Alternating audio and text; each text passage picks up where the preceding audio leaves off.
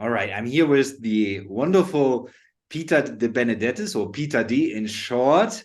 I got actually firstly introduced to your material through my friend and assistant Christopher, who has linked a Kevin Moore interview to me, which I have watched in the entirety. It was very enjoyable.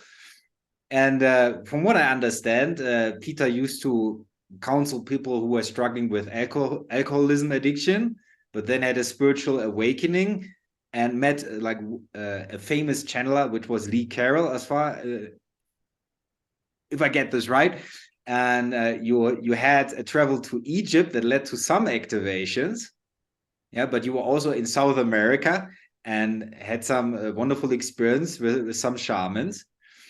And you're now beginning to express your higher mind.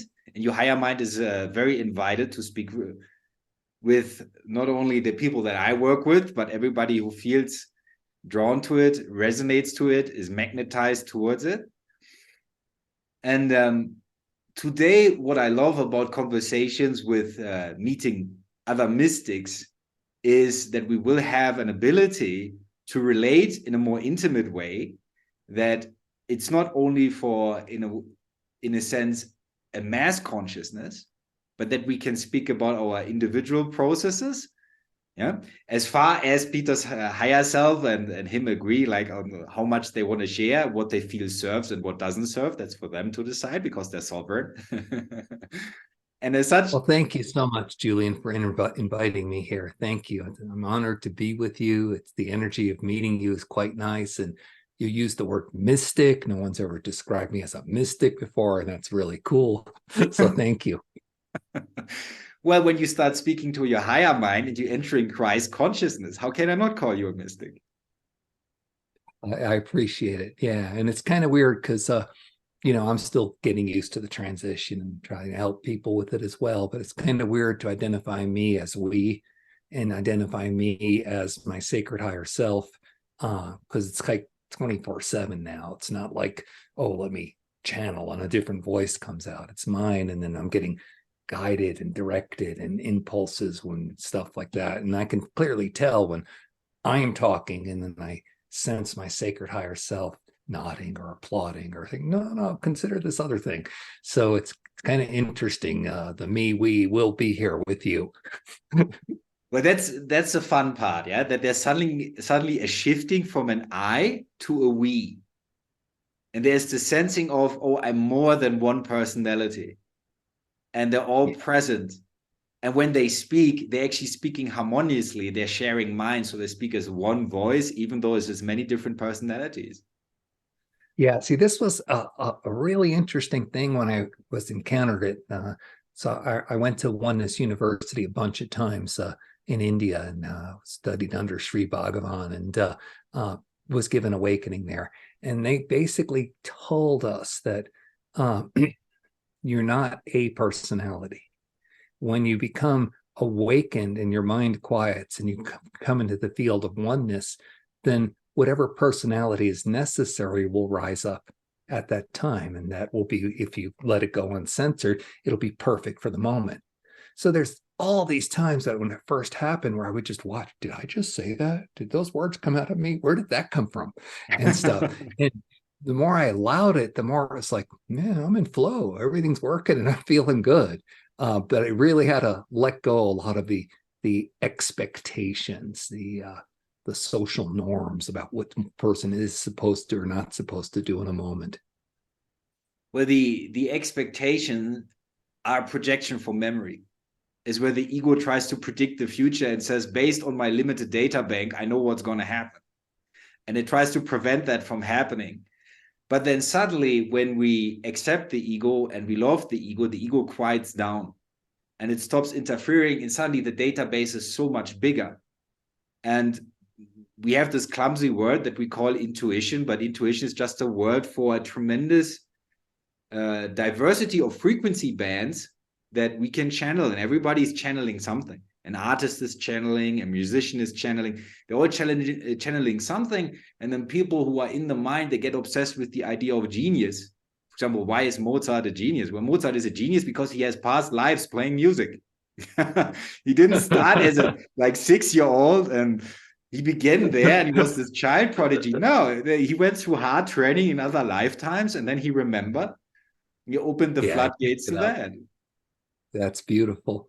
Yeah. So I've been playing with this notion of transferring, of how to take a skill or ability or frequency that's I'm holding or aware of and spreading it. Okay. Because every time I check in with source, it's like, yeah, do more of that, do more of that. You're the amplifier out there.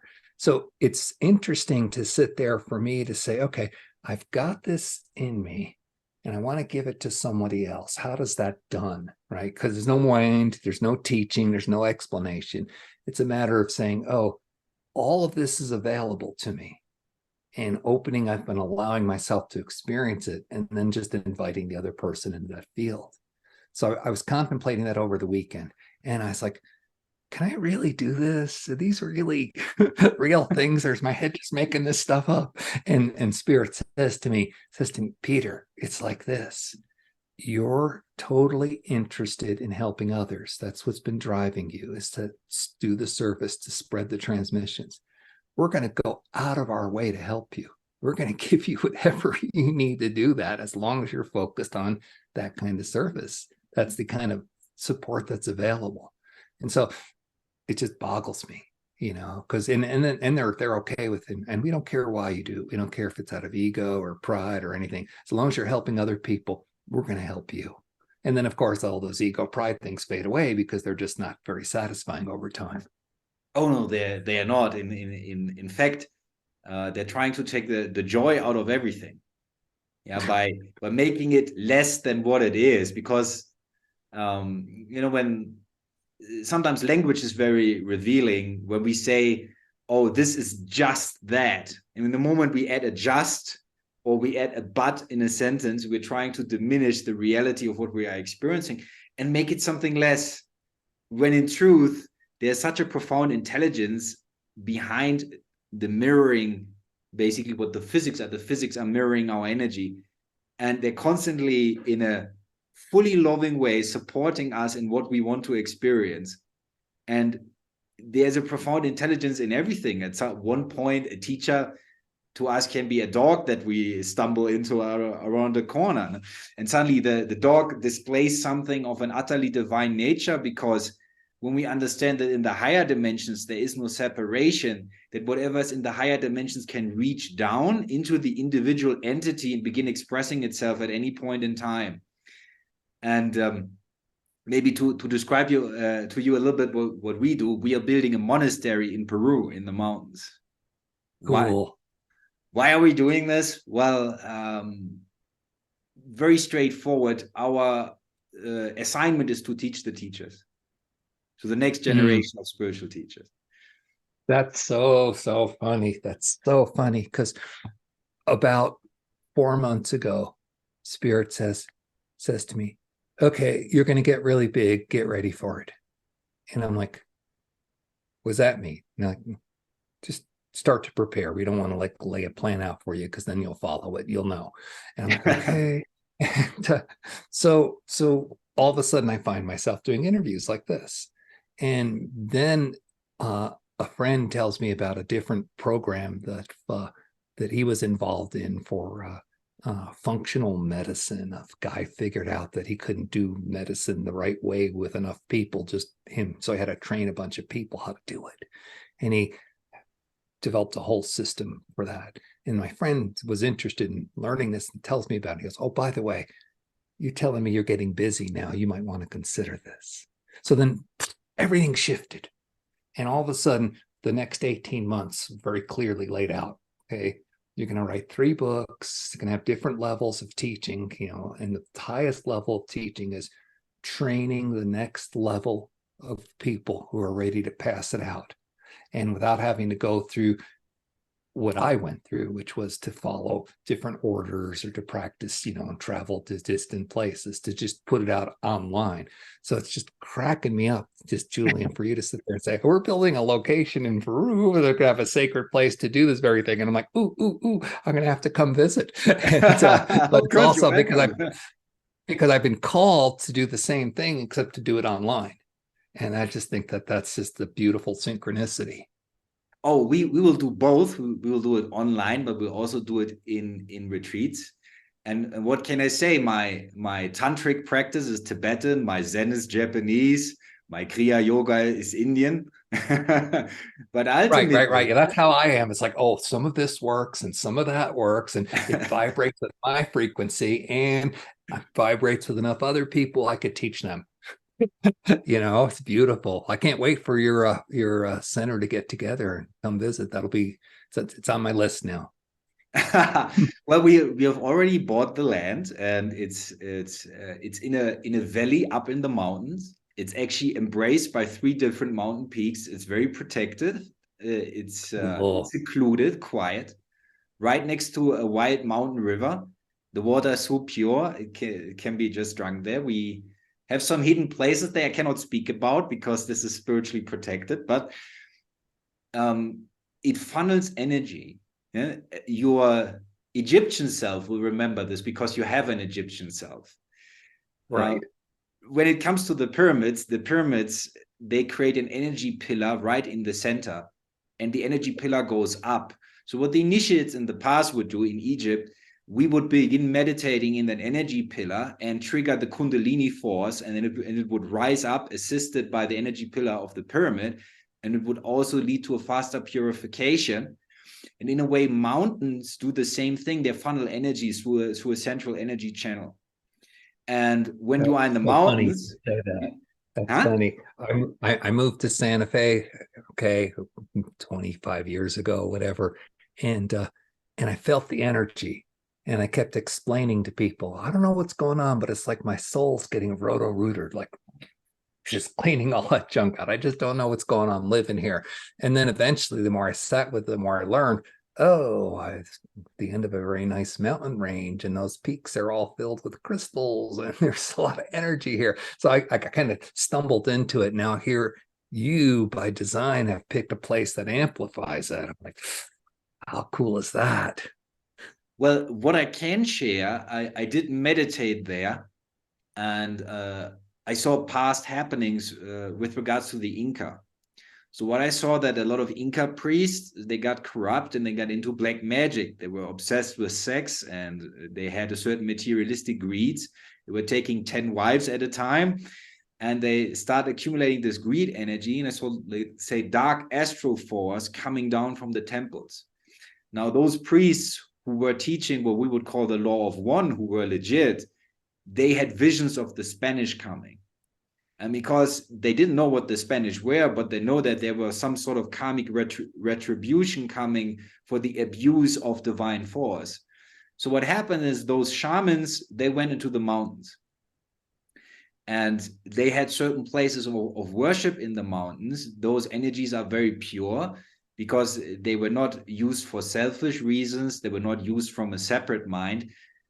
They were there to preserve the knowledge, because they would know at some point, when the time is right, they would come back down from the mountains and reintroduce society to those practices.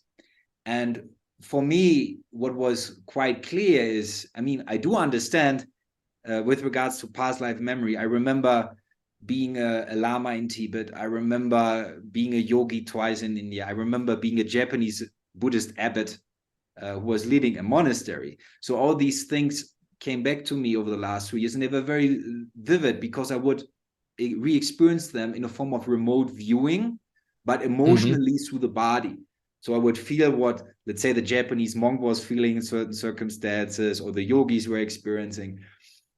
And not too long ago, I was visiting a friend in Italy, and I was meditating, and I had a manifestation of Pachamama. She would suddenly appear in front of me as this beautiful white woman in great detail. And then I saw tree branches growing from her back, and 2 jaguar spirits beside her for protection. And the next thing that happened was that she showed me a community in the mountain, which is representing our monastery. And she showed that she was holding a child to her chest and giving the child milk, and the child was representing the community. Come to Peru. We are going to nurture you. I'm going to protect you. When you get a call like this, you drop everything. If you're being of faith, you don't hesitate. Wow. Well, that's so exciting. And just talking to you, it's like I'm feeling a connection to the land and the mountain, and I know I'm going to be there, and I'm going to see if I can't. I had this experience of I've been afraid of writing, right? You know, I've always wanted to write books and never could get it together, right? And but then here Spirit tell me, oh, you're going to write 3 books.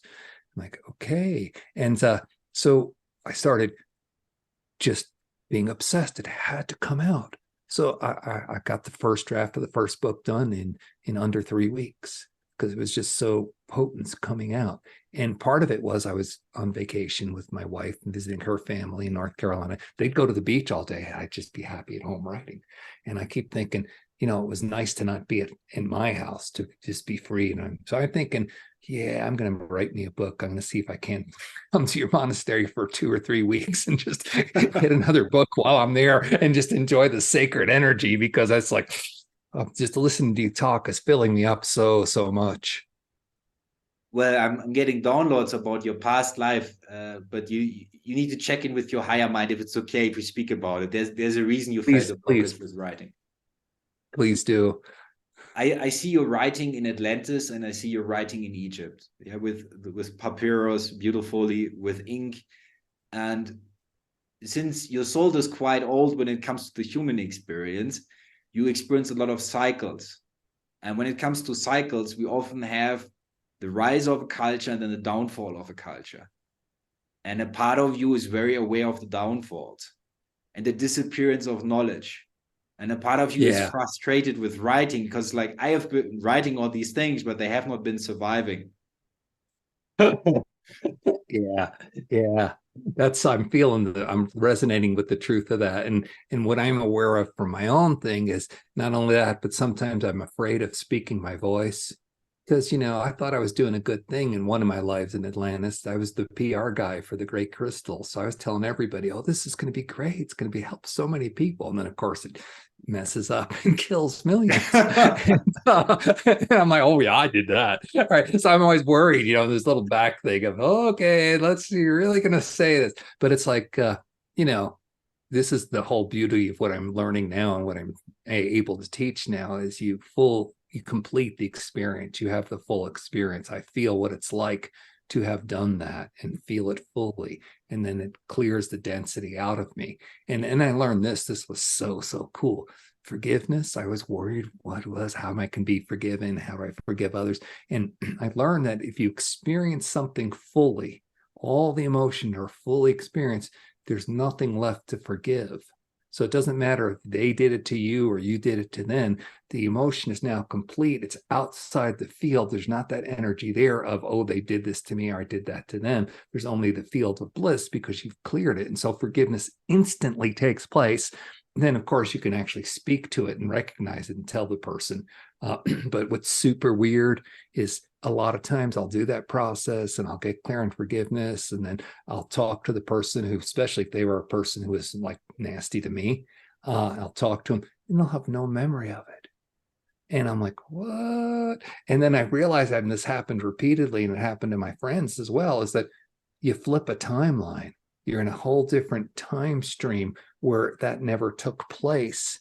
You remember it because you did the clearing, but they don't remember because it's a different them who had never done those things because you cleared that energy. And I'm like, so it's like all of a sudden I'm not just I'm multidimensional and a soul with a lot of fractals, but so are they. And all of a sudden I'm dealing with a different them, but a much nicer them because of the forgiveness work.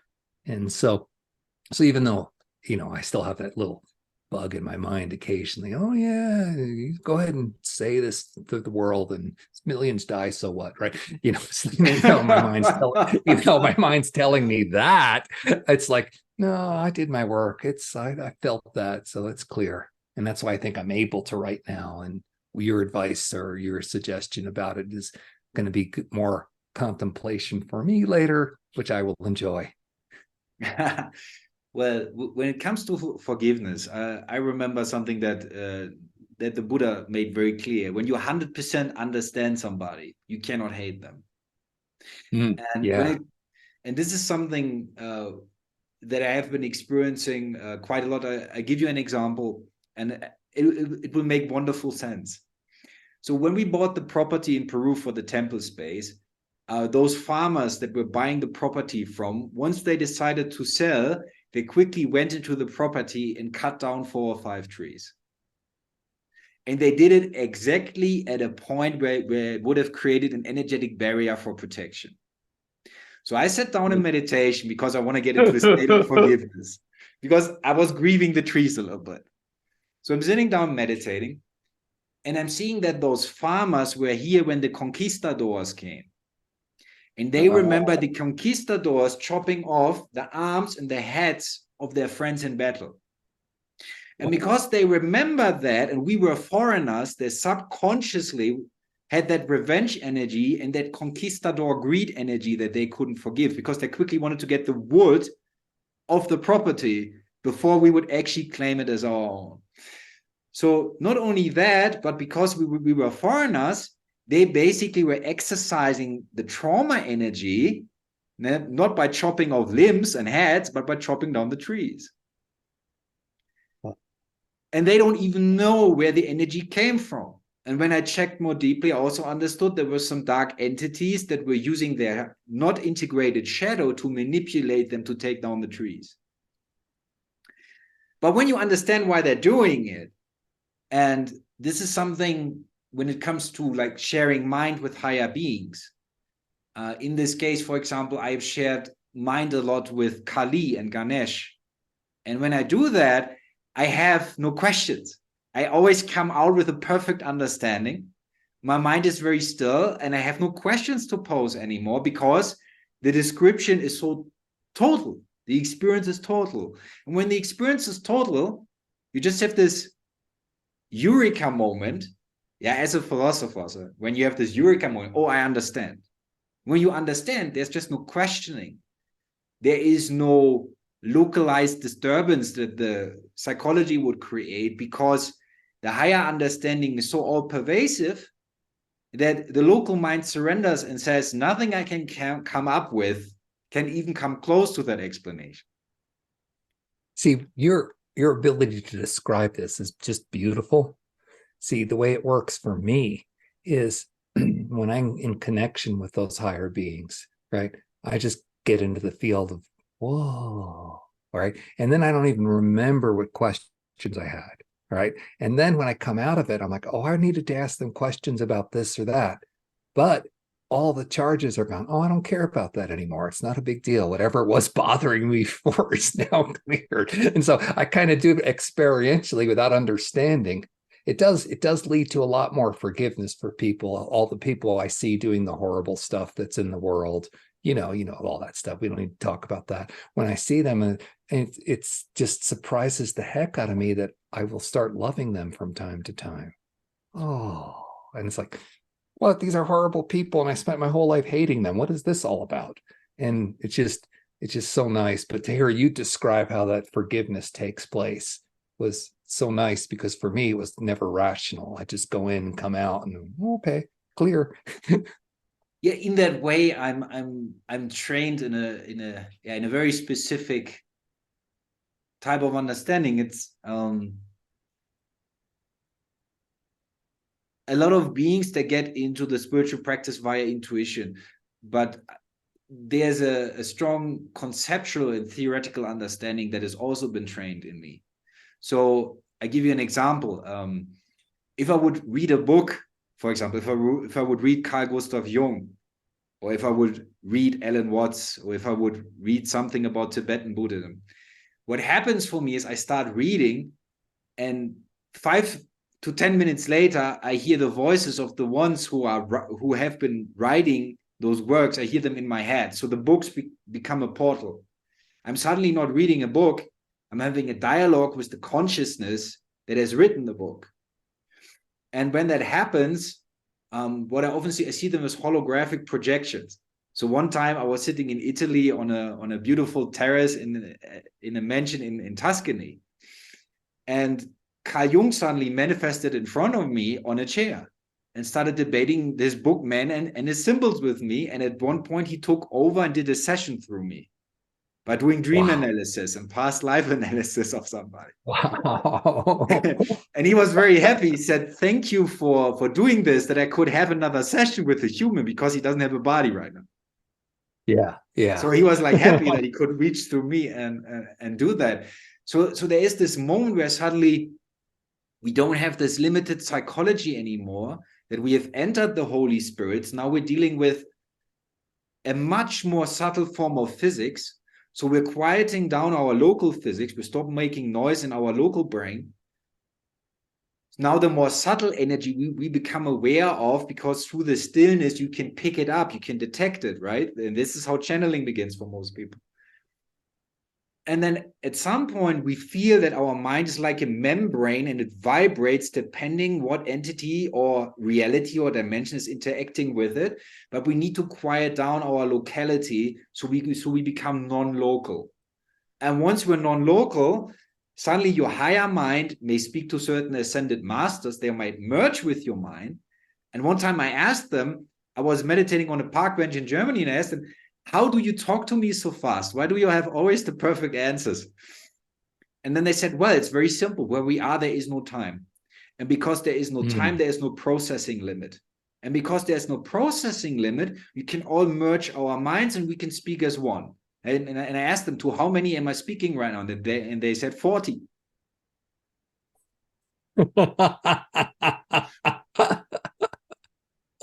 Oh, I love what you're saying. I got to tell you a little park bench story, because why not?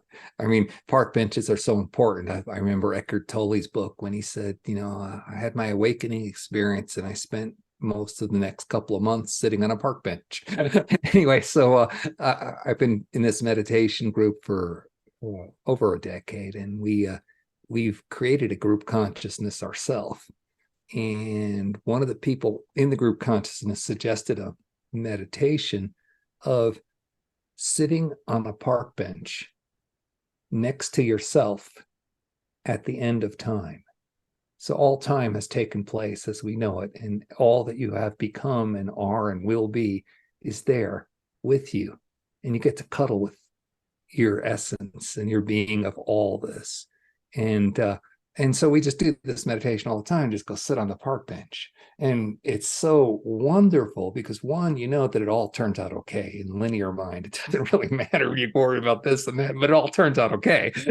Right. And the other thing is, what you were saying is like, how many people are there? Well, it's like, how many people am I with at the end of the time? How many hundreds of thousands of lifetimes of experience and expression as this unique individual or that unique individual. And that's just what I call the me, not the all of the, that you connect to. So I just love park benches for that reason. So I'm glad you put that in your story.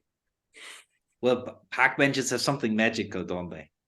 Because park benches is where we usually, what I noticed, and you might find that relates wonderfully.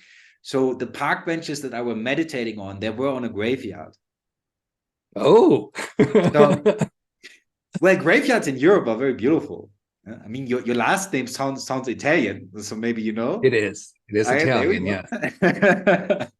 So the beautiful thing is that when we get in touch with spirit, there is not this ultimate fear of dread. Ultimate fear of death. There is not this existential dread. There might be relative concerns like, oh, when it happens, how will I experience it? How will I go through it? These are relative concerns, but there is not this ultimate dread that the ego has in the very beginning of the idea of death, where it suddenly tries to immortalize everything that is temporary, which is complete insanity. As you can see, for example, with many dictators, they had to build gigantic statues of themselves so their ego would even survive their death.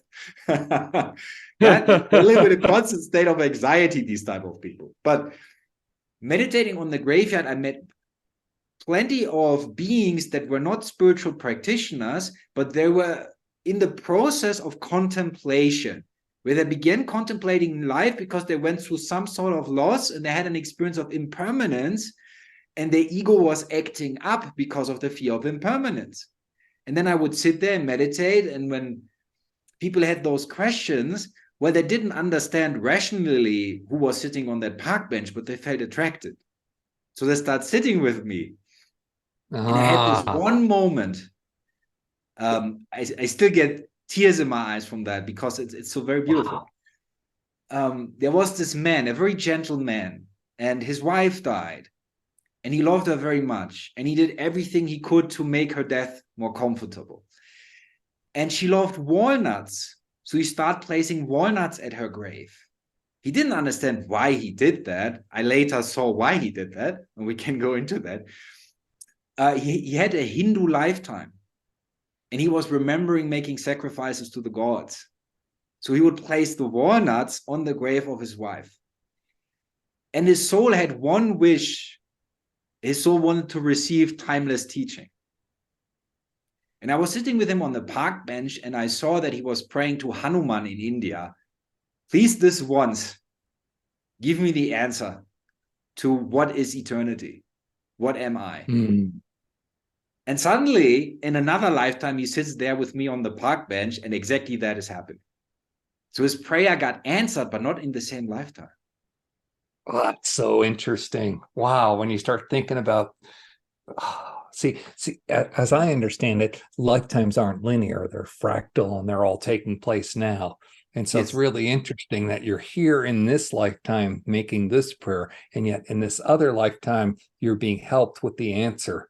And it just blows my mind, the connectedness of where does inspiration come from? Where does this assistance come from? And it's comes from all of your beings and all of the beings that are with you, helping you in all of the places you are.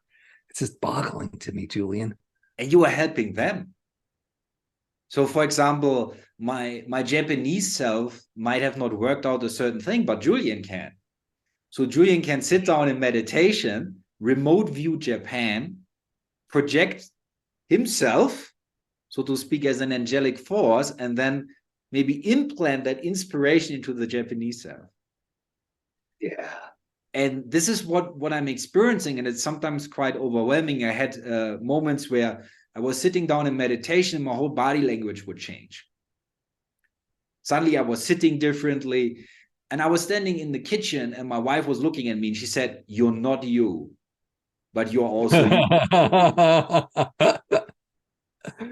In that moment, I tuned into one of the lifetimes where I was a yogi, and suddenly a different person was standing in the kitchen. But interestingly, from the point of awareness that is ultimate, that we all are, that cannot be separated or fractalized, from that point of awareness, you see the fluidity of those personalities occurring in the timelessness. Like they arise and they shift into each other. Either they happen as a multiplicity or they exchange activity. And to experience this this type of psychology that we're now getting, and it's super important for us to share this with the people, because when they're not properly trained, there's always the danger of psychosis, of schizophrenia arising, because the local ego will feel there are forces intruding, and it will try to erect barriers, and now you have the clash of very powerful divine forces and a hardening ego. And then suddenly those energies begin exponentially expressing the shadow. So everything that is unloved and unintegrated. And this is what people experience as psychosis, which none of the psychiatrists really understand, except if they have a spiritual practice themselves, they understand what it is. Right. Yeah, that's why we're so lucky that Ascension, as I call it, is going slowly. I mean, I want it to go faster, of course, but if it did go faster, smite me harder, God. Yes, it smite me. Yeah, I just cut a blog, one of my weekly blogs. I just recorded one this morning. I told the story of this woman I was in class with. It was a month-long class in India. She was there the first few days, and then she was gone. Didn't see her for a week, and then all of a sudden, one of the monks wheels her in on a wheelchair. And she gets to the front of the class and she's laughing hysterically. And in between fits of laughter, she's like, "I can't take this anymore. Everything is just coming out and I can't stop laughing." And she's just laughing and laughing and laughing. I'm worried about my job. And she'd laugh about that. I'm worried about how am I going to be okay? And so then the monks wheel her out and say, okay, she'll get better in another week. Don't worry about her. She'll be fine. But just want you to understand the process for you can go as fast or slow as you like. You just have to accept what's going to happen when you release everything that was in you. And especially if you don't do it consciously, if you're like you said, the darkness within you arises and you don't know that that's what you're having experience to clear. You're not aware that that's what your focus is to clear that. So then, as you described it beautifully, the conflict of divine forces versus ego, and then you get all kinds of craziness. So I just think it's beautiful that we're talking about this. I really wanted to tell you that the kind of conversation we're having, I've only got a couple of other friends that I can have that conversation with at any time. And most of them don't live around me. So I do regular Zooms with them just so we can converse at this kind of stuff because, there's a certain thing that comes with being, it's a pride ego thing for me that comes with being one of the early people to cross the river. But when you do cross the river, all of a sudden, everybody you know is on the other side still. so I'm still like excited that we're having this type of conversation without having to explain all the little bits, just sharing all the beautiful expressions of how magnificent and expansive you are. I mean, it's wonderful. Well, that's what we're going for. It is that when my own assignment is teaching the teachers is I will at some point I will not explain the alphabet to people. I will not do that anymore. Right. Because that's not where my joy is. My joy is I remember being in Tibet in a monastery, and I was teaching many lamas. And what I loved about those lamas were they were very dedicated and passionate and disciplined. And I didn't feel like a kindergarten teacher. We had to like chase people with a bamboo stick and say, "Hey, why are you not meditating? Why are you not doing shadow work? Why are you not?" Right? Yeah. This is not where my joy is. My joy is in the passion of finding those higher dimensions that I already experience in me, in others. And the challenge here is this, that the ego idea or the ego structure is very clever, because what it truly is looking for is identity. That's why, let's say, certain things are happening in the US where it's called identity politics. It's basically ego politics, but I'm not going to go into the detail here. Right? Yeah. And I was telling my students in Germany, in my Zen school back then, I was saying, if you leave this room a Buddhist, you haven't understood anything. We are here to free ourselves of identity, not to accumulate it. So when we accumulate identity, what happens is basically, how does identity happen? Identity happens when there's any type of experience, either psychological or physical, and we have an emotional reaction. This is when identity happens. This is when suffering happens. And for me, it would be not having a complete emotional reaction. You have it, but then it passes, and then you're back into the field. It's when you block the emotion from expressing, then it gets fixed, and that's when the identity sets in. That's how I understand it. Bingo. That's crystallizing. So basically, when there is an emotional response, there's a crystallizing of identity. But you are correct. Energy can never be blocked. Every time we block energy, it's going to lead to something unhealthy. It's going to lead to a mental illness. It's going to lead to a physical illness. So the point is to experience the emotion so totally that it evaporates. And when someone is very well practiced, a great meditator, when they experience an emotion, it's a nanosecond, and it evaporates, and they're back in awareness. They're back in samadhi, so to speak. That's what's been interesting for me is I've been dealing with the fear of writing, right? Because I've been writing and I've been dealing with it. So I do the traditional stuff. I know in, I check in, and I muscle test myself. Do I have any blocked emotions? And I'll get no. And I'm like, well, but I'm in the middle of this fear. And they're like, yeah, but you're processing it. You put your awareness on it and you continue doing what you're doing. And that's all that's necessary, because then it just gone. So that nanosecond, I'm like, oh, I want to get there. It's also the local self that believes to hand something down from one generation to another needs to be done by writing.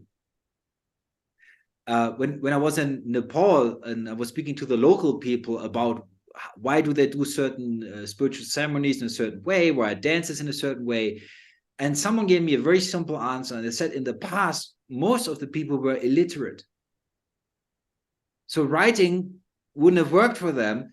So the spiritual knowledge was hidden as a form of sacred geometry, for example, in dance in the Hindu temples.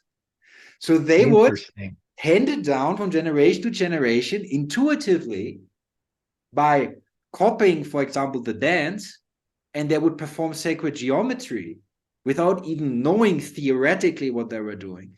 So there's a part of you, your local self needs to understand this, that your higher self will use energy to imprint this reality. And how effective that is, let me tell you this. In Nepal, I was with a friend of mine, a local yogi, and we went to a river, and I washed my hands in this river.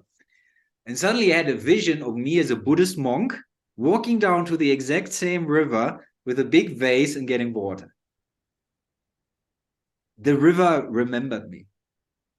Whoa. It was and you think the river flew past you, but no, it didn't flow past you. It flowed to where you are in the moment every time.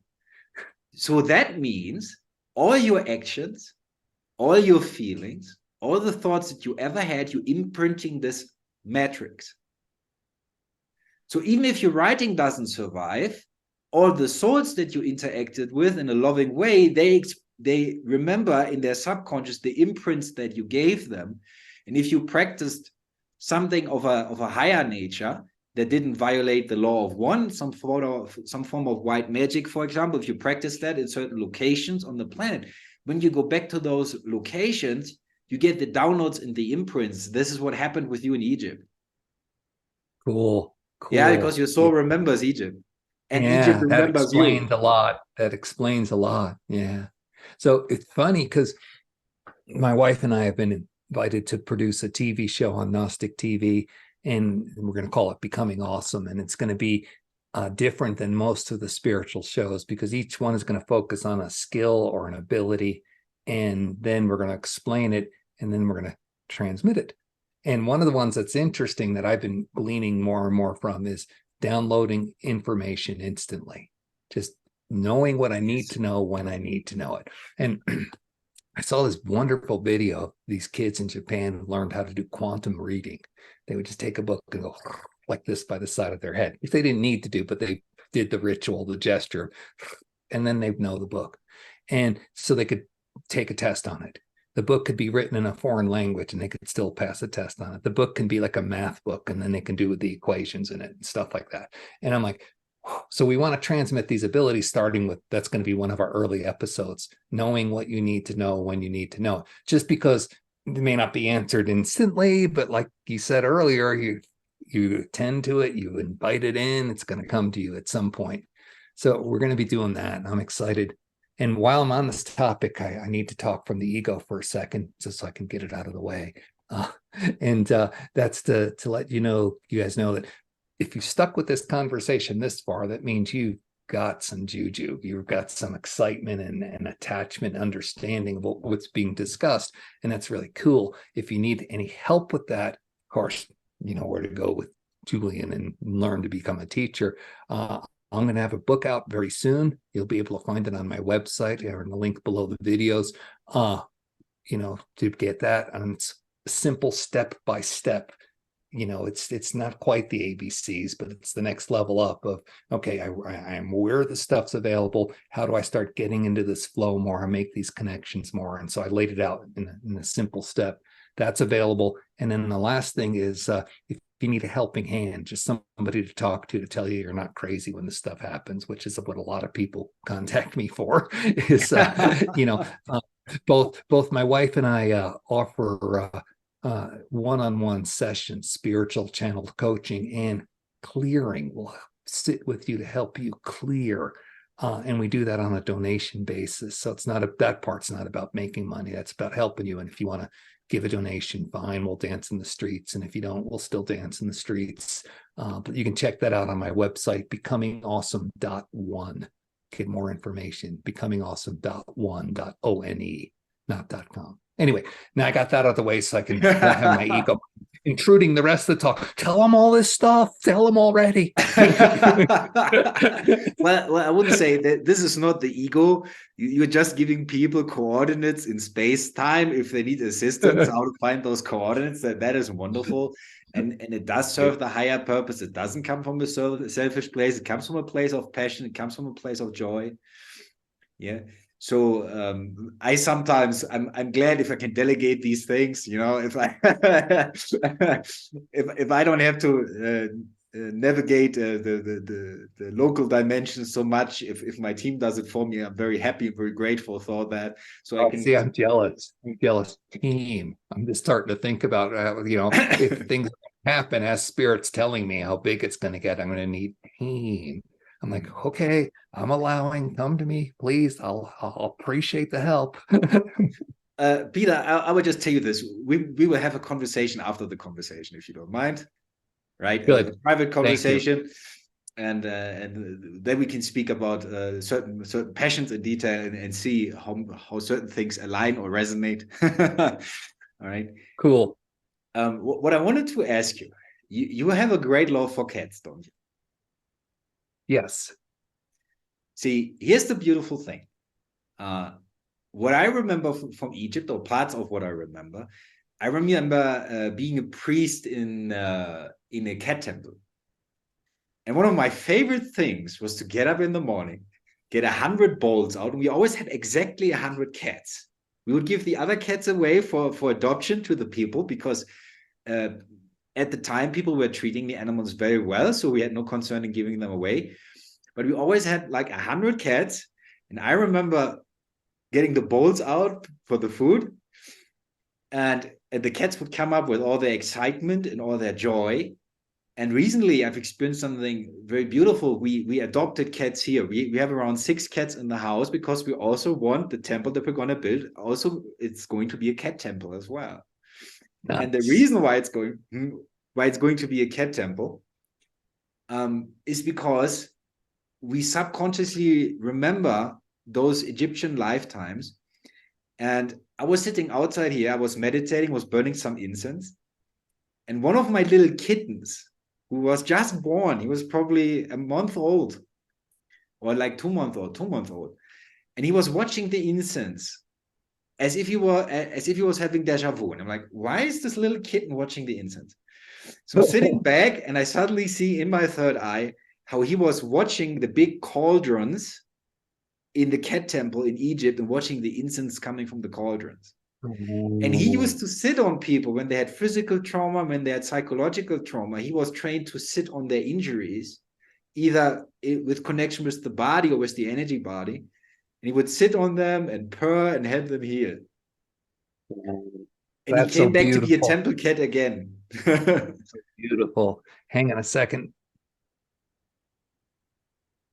They always say leave sleeping dogs lie, but here's a little sleeping cat who's been sleeping at this whole interview. Anyway, he is a beautiful part of my life because I used to be highly allergic to cats. And, you know, but my wife missed them. So when we got together, the cats had to go. And then after a few years, she basically said, you know, I really miss these cats. And I said, that's okay. We're getting cats. So we got a nice couple brothers. And I just said, I'm going to love them until I'm no longer allergic to them. And that took 6 months at the time, but it was well worth it because now I have cats in my life and I get cuddles and hugs endlessly from these little purr balls, and it softened me up in many, many ways. But to me, it was interesting too, the idea that something that represented ill health was something I invited in and said, you're welcome here in all your forms, ill health, until you're done. And 6 months later, I'm not allergic to cats. That's wonderful. Yeah. Very, very fascinating. Yeah, I got to remember to do this for the other tree-borne allergies and stuff. I'm like, oh, I did it with cats. I can do it with this other stuff. It's possible. Yeah, it's in a way we're trying to understand those principles of creation, those laws of creation, and then we're trying to generalize them trying to find out, oh, how does this apply in this situation? And there's sometimes this wonderful process of contemplation where we're sitting in our local mind, and I find that rather funny, because sometimes I try to be grumpy, you know, I try to be depressed, I try to make it an exercise, and then some spirit is in my face and is cracking a joke, and it just, yeah, it's very hard to stay serious then. So it's like I try to play the game of being little, but it's just, we are not little. And it's sometimes the littleness, there is a belief that it benefits somehow. And this is what I see with many people that I work with, where what I understand when you speak about emotional clearing, it is a form of trauma therapy where there is a re-experiencing without resistance. So it can be fully experienced. And the fractalization happens when someone does not want to fully experience, when they have some resistance towards pain or emotion. So they stop the process before the process can be completed. And when I see this energetically in people, they carry a karma body. They carry this from lifetime to lifetime, where when they had a certain trauma, that can be very intense. That, for example, for me and my wife, we had a re-experiencing of the Holocaust recently. Wow, that's a lot. There was a lot. We had some argument, and I felt helpless because I love her. So when I feel helpless, that's very, very good. That means my ego is in danger, and it should be in danger. So in that moment, I'm sitting in the shower, and I have this simple thought: whatever's going on with her, what right now she doesn't want to see, let me see it. And some of my teachers were suddenly there. I saw the holographic projection, and they were guiding me through this Holocaust experience. And I remember being a doctor in Germany, and my neighbors, I think, I don't know if they were my neighbors, but they were Jewish. And they got caught by the Nazis. But while some of the SS soldiers were dragging the family off, the mother looked at me, basically telling me telepathically, protect my daughter because she wasn't home. Wow. So her teenage daughter, I started hiding her in my office. And she was my twin flame, the same woman I am with today. She was 16 back then. And at one time I had these SS soldiers, they were knocking on my door, and they said, "We have heard you're hiding Jews." So I tried to get rid of them. And I said, well, there's a very high-ranking officer right now who's receiving private treatment. If you walk in on him, he's going to be very angry. And it worked for that moment. So they walked away because they were afraid of some sort of disciplinary measure. But one time she got sick, and I went out to get to the pharmacy to get medicine, and this is when they got her. Wow. And I remember we both died in Auschwitz. I remember how we went into the gas chambers. We were there at the same time. Well, thank you, brother, for completing that, to take that energy off the planet, because those who have not completed it are the ones who just keep it stuck and keep us all and reenacting. And you know how they say history repeats itself, because the energy keeps supplying it. So thank you for having the courage to complete that experience and share this with me.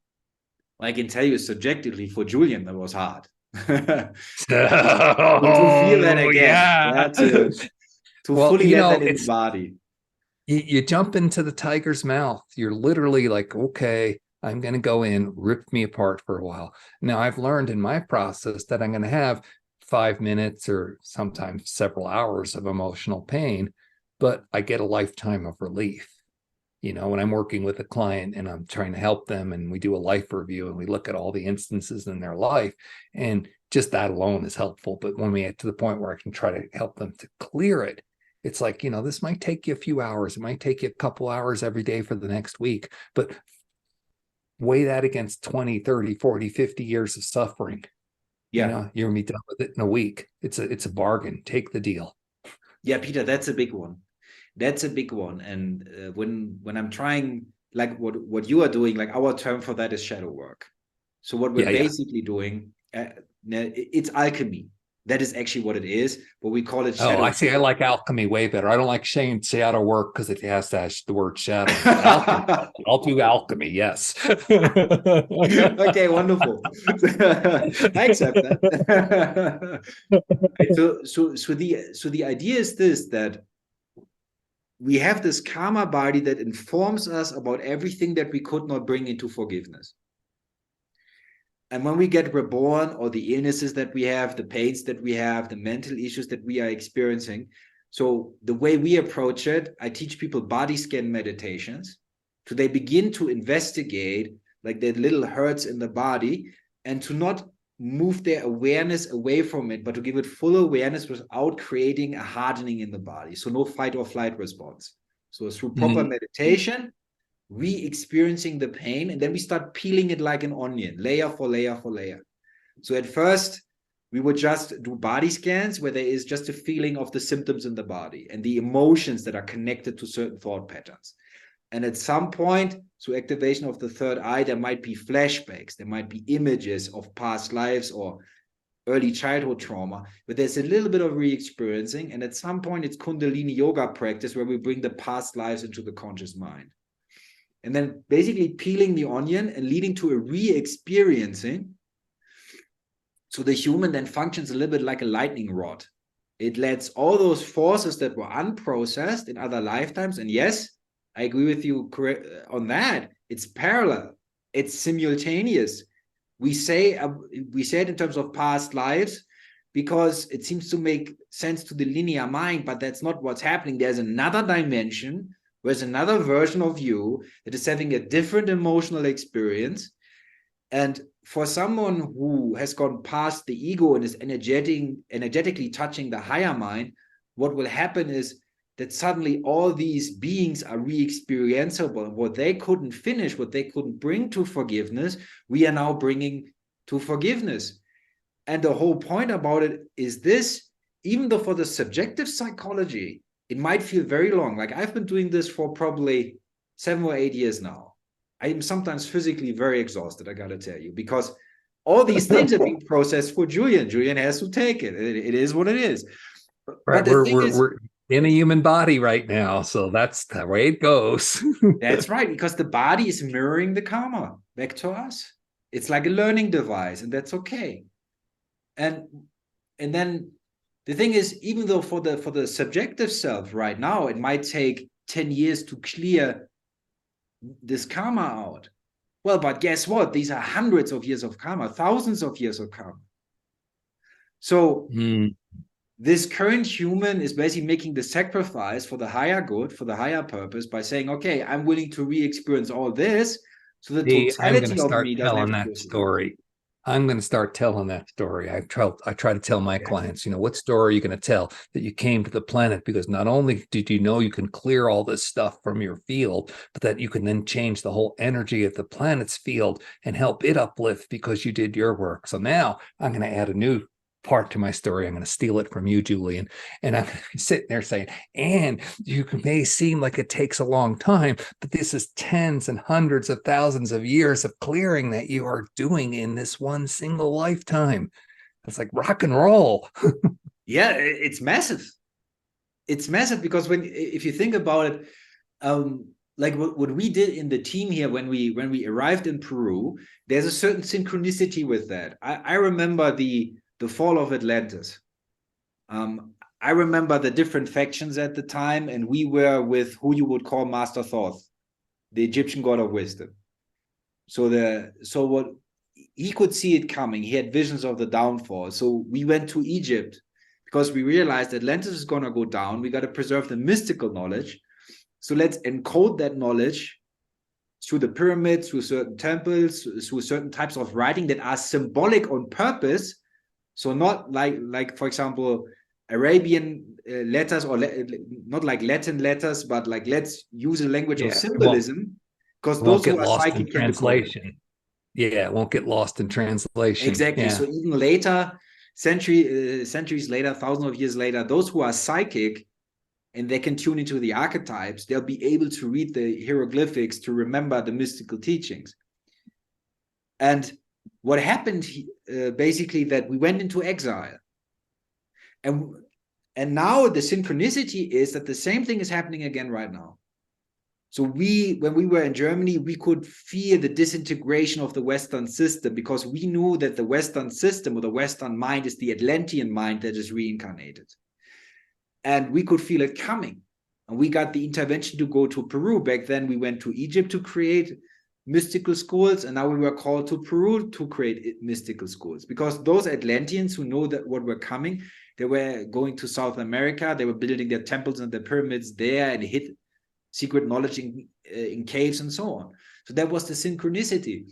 When we were here as a team and we first came together, we had to work through all the Atlantean trauma. We had to re-experience it so we could then channel the divine blueprint that we're supposed to bring forward. So the new systems of reaching up into higher dimensions and expanding. But for that, all the trauma needs to be cleared.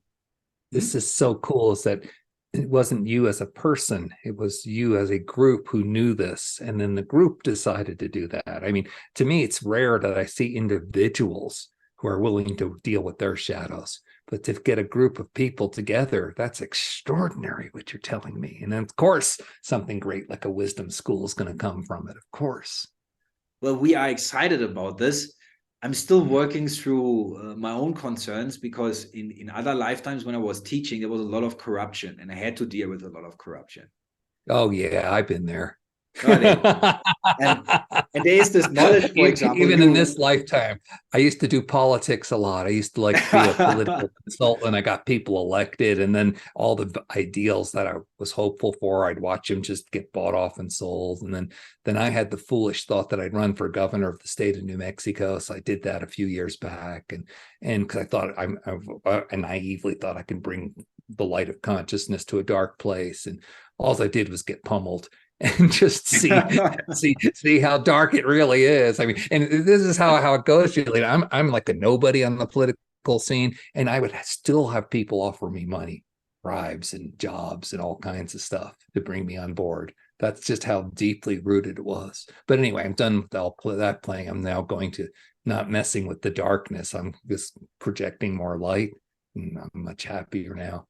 And listening to you talk is kind of interesting, because it's clear to me that all the stuff you say ends up at the same place I end up.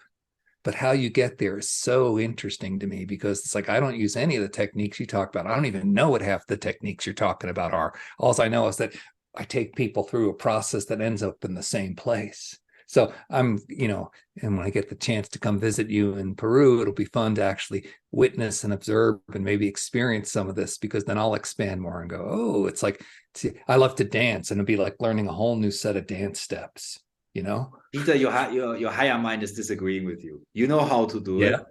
It's just that Peter doesn't want to be very technical. Yeah, well, that's it. I don't have the words yet. I don't have to explain. Do it this way, do it that way, do it in this order. Here's what you call it. I don't have any of that yet. And you're right. I do resist wanting that, because I'm enjoying the idea of just, but I'm such a free spirit. I'm flowing in the wind. Yeah, there's sometimes I don't know if but every time I don't know, I need to be careful, because I do. It's a good sentence. It's a good word to start with. I don't know. It's a great starting place. I think Julian does not know, but the totality of me does know. So when Julian needs to know, Julian will know.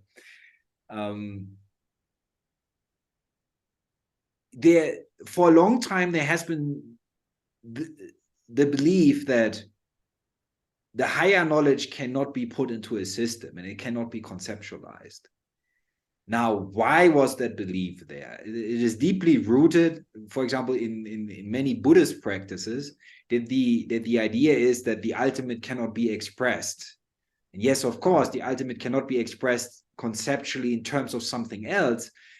And yet, language evolves, our intelligence evolves.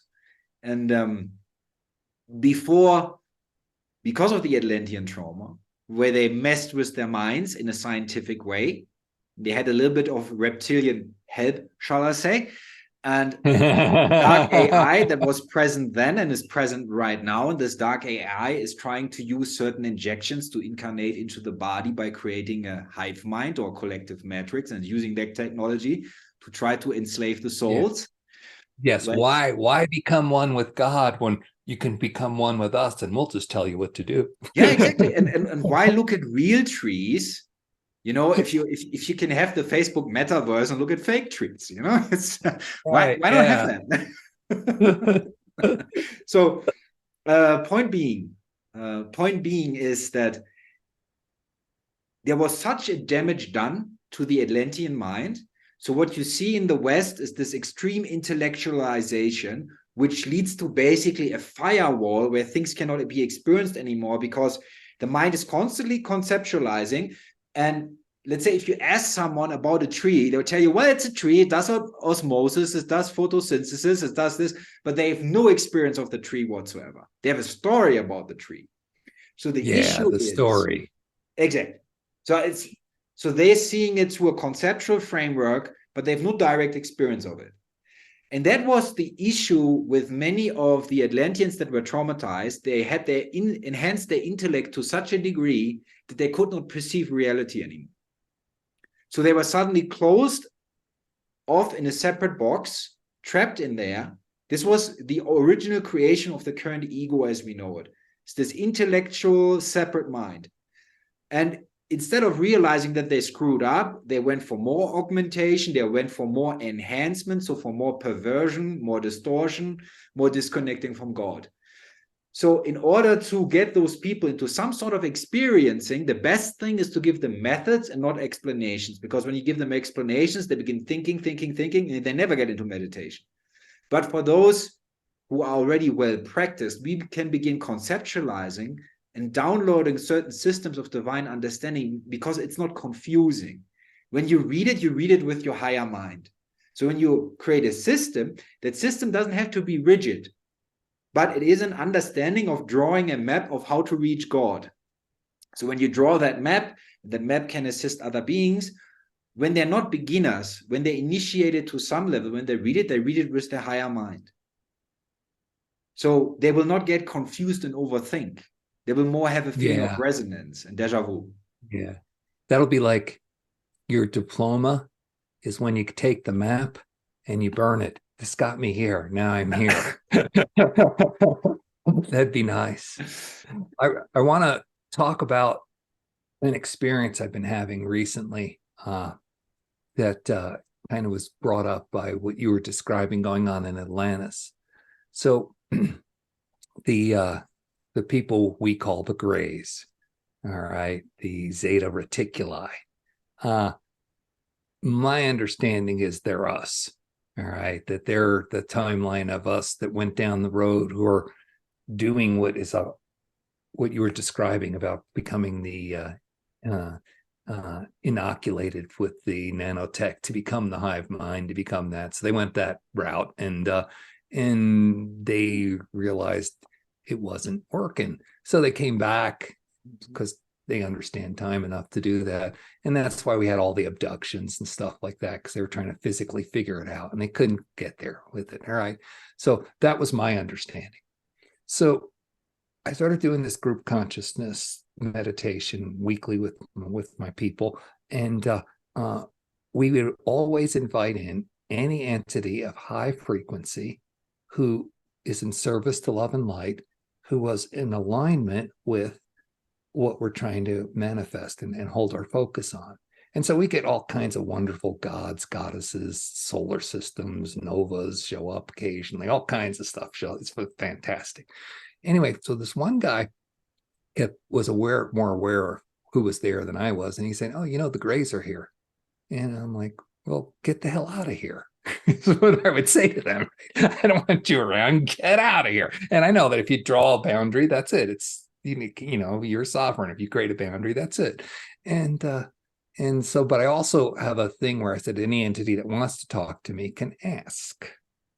All right. So they couldn't come to our meditation, but they'd ask this friend about how, if they could talk to me. So I say, okay, I'll go talk to you guys. So I talked to them and they're like, we are very, very interested in what you're doing in your group consciousness, because you're able to actually become connected in ways that we've been cut off from, and we've been trying to get to through physical manipulation and through more what you were saying earlier about, let's add on layers of technology and all this other genetic manipulation. But you're just getting there to source, and we're starting to realize we lost that from ourselves, and we would like to get more of that. So I brought it to the group and I said, hey, the Zetas want to come join us. And they're like, no, scared, you back. And I'm like, okay, sure. The group does what the group wants to do. But I thought it was very, very interesting that even entities that we would write off as being totally disconnected from their divine selves, totally going the transhuman route to the extreme, to where they realize it's a dead end and come back and try to fix it, even they're starting to realize that there's opportunities to find connection and healing.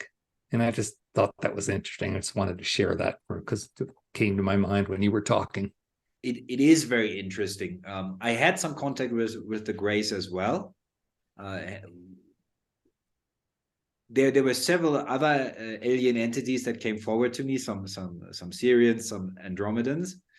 And they would show their culture, they would show their spiritual practices. But the Grays, they had a different intention with me. They didn't ask me anything.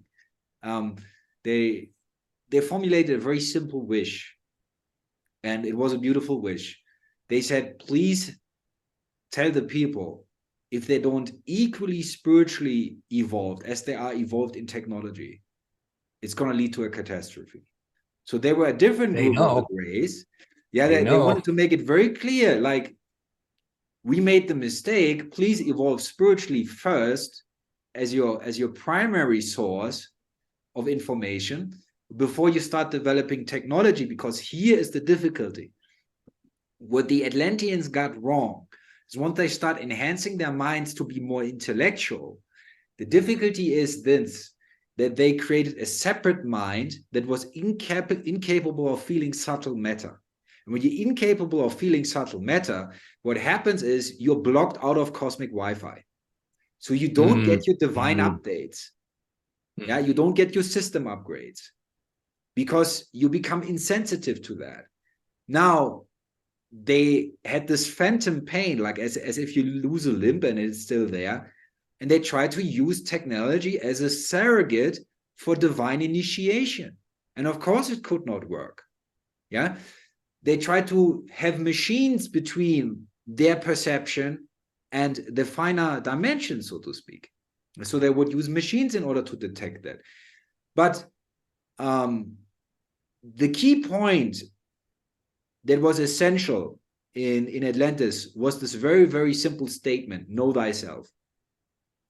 So we moved from an outward practice where we're using crystals and technology to an inward practice. We became meditators. This was the birth of the yogis, actually, in Atlantis.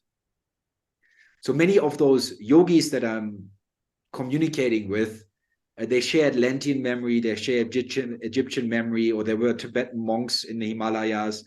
It's always the same people, by the way. Yeah, there are people saying, oh, they're like 1,000 of enlightened masters. No, they're like 50, and they're always coming back in different bodies. One time the Tibetan, then the Hindu, but it's the same guys.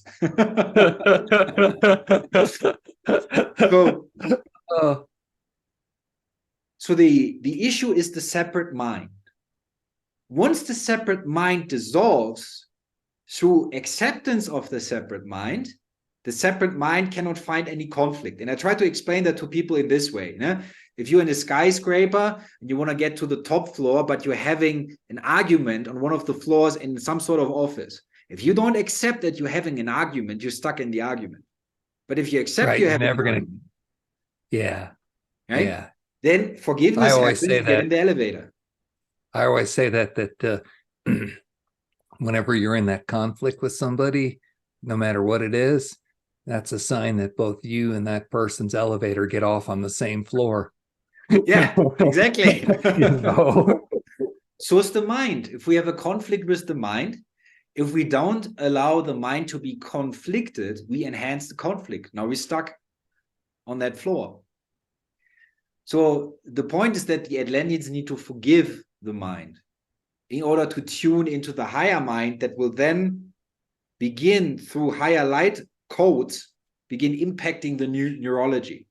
And what I have experienced in meditation, that when there was certain fears towards the higher dimension, I would have conversations with angels or with certain master teachers, and from the perspective of the local mind, their perfect logic was simply superior to the fear system that the local mind had.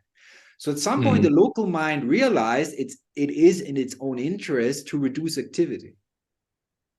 Because why should I analyze a situation? Why should I struggle for understanding?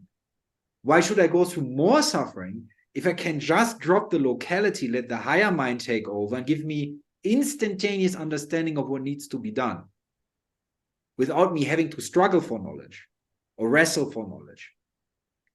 So then we begin understanding, oh, the locality is actually the fear of death. It's the sense of separation, and the fear of death is the fear of God. When God is ultimately you, but you're creating a barrier towards who you are. So then we begin accepting the separateness through meditation, not reacting to the separateness anymore. And when we stop reacting to it, we stop giving it energy. Because how do we fuel conflict? By giving it conflict. Well, if I don't give it conflict, it doesn't receive fuel. And then the ego literally begins dying. You can watch it die in meditation. It will scream, it will kick. It will say, I'm dying, don't let me die. And you watch and you meditate and meditate and meditate. And through the non-reaction, it starves of energy. And at some point, it just pops. That's the Zen Buddhist way. Yeah. So I just want to take a moment to address people who are listening right now, because while you were speaking for the past several minutes, Julian, I just got thrown into a very, very nice place of the lack of separation, being with the universal mind or whatever you choose to call it. And it was just nice just from listening to your words and being in this connection with you. And I realized that many, many people listening to this on the recording on the YouTube channel are going to start to notice that maybe they're connected as well. So I just want to just take a moment to tell everybody listening, just breathe for a minute. Just know that you've been receiving a transmission that's been both words from Julian and I, but also energetics. And just focus on that for a moment, because it's there for you. And I think that, I'm just so happy to be able to say that. And you may even want to pause this for a couple of minutes and just breathe with your eyes closed, and then come back. We'll still be here. But I wanted to pass that on. Well, of course, and for those who want to directly speak to you, of course, in spirit, we're always talking. We're either aware of it or we're not. But like, if human wants to meet human, they have the possibility. I remember your website, becomingawesome.one. Yeah. Thank you. Yes, .1. Yeah. Yeah. The beautiful thing is, and that there needs to be an understanding that those of us who have tuned into the higher mind, that we're not special. There's nothing special about us. See, hang on a second. My ego's screaming, oh, yes, I'm special. But now that I got that out, I could sit there and go, and so is everybody else, because we're all sparks of God. That's what is special about us. We're not that we're different. You and I and everybody are the same. We just know we're sparks of God. So you're correct. There's nothing different. But my ego. The only difference is the lack of amnesia. That's all. And it's important to understand that, for example, if someone speaks to this entity and there would be a channeling taking place, or someone speaks to you, Peter, and then channeling would be taking place, they're actually hearing their own voice just through somebody else's body.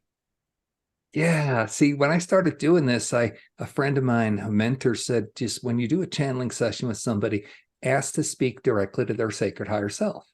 Just cut through and just go right to them. And so now, even though it's me translating and making sounds come out of my mouth, it's their source speaking. And I've had it happen so many times where I know I'm doing something, this is crazy, why I'm even saying this, and then they'll stop and go, I did some automatic writing this morning, and they'll read to me exactly what I just spoken. Okay. So stuff like that happens all the time. And I'm like, okay, so this isn't crazy stuff. This is, you make that connection and you hear your own inner voice, your own divine, antriyaman is the word I used. You hear that through somebody else's mouth. And then it's just boggling to understand that you're so deeply connected. And sometimes in this 3D human world, we need a little bit of that encouragement to just have somebody else tell us it's okay. And even though it is our own voice telling us, you know? Yeah, and there's something when it comes to that, what I see with many spiritual practitioners or those who are curious, there is a high degree of frustration, because now we see many are awakening, channeling is happening, certain abilities are manifesting. Some abilities cannot be shared publicly for very good reasons, but many who are of benefit will be shared in the public domain. And there is the idea of the story, others can do it, I cannot do it. And this is exactly what the matrix is. The matrix is telling you, you are not divine, you cannot do it, others are special, you are special in your misery, that's why you're especially miserable. I'm so good at it. So let me tell you two things that I enjoy. One is a long time ago, I got sober and I went to Alcoholics Anonymous, and I turned what you just said on its head. I thought, there's no way I can recover because I wasn't sick enough. These people are all super bad, and there's no way I'm ever going to get past because I'm not sick enough, right? So rather than not being special enough, I wasn't bad enough. And then I realized later in life that, until you recognize that we all have a desire for significance, and that was important for me because I stopped trying to do it through unconscious means and recognize that I'm a human. I want to be recognized. Okay. And so until I got clear on my desire for significance, one of the ways I got significance was, if I can't be the best at something, I will be the worst at something. So I will tell the story, poor, pitiful me, nothing good ever happens. I'm always having no money and no. So if I couldn't get my significance from being magnificent, I got it from telling the victim story, which of course the matrix is there to help you tell. Yeah, totally. This is exactly what the demonic is. The demonic's job is to offer you identity. And the ego is there as a replacement of the divine sovereignty. And it is attractive to us if we have a certain desire. And the example that I usually give, it's a very simple example. Imagine you being born and you're like, you're a little kid, you're 6, 7 years old, and you suddenly start channeling your higher self into art. But your dad's a lawyer. And the only way he can relate to you if you are into law. So the child makes a subconscious decision. I'm going to suppress my higher self. I'm going to hide my artistic interests. And I'm going to pursue a career of law so I can have the law from my father.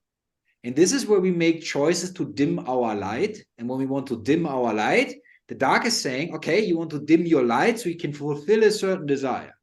That is of the ego. And then it says, okay, I give you this identity of lawyer. Well, you're going to have to pay with depression and panic attacks when you go to the lectures, but you get the law from your father.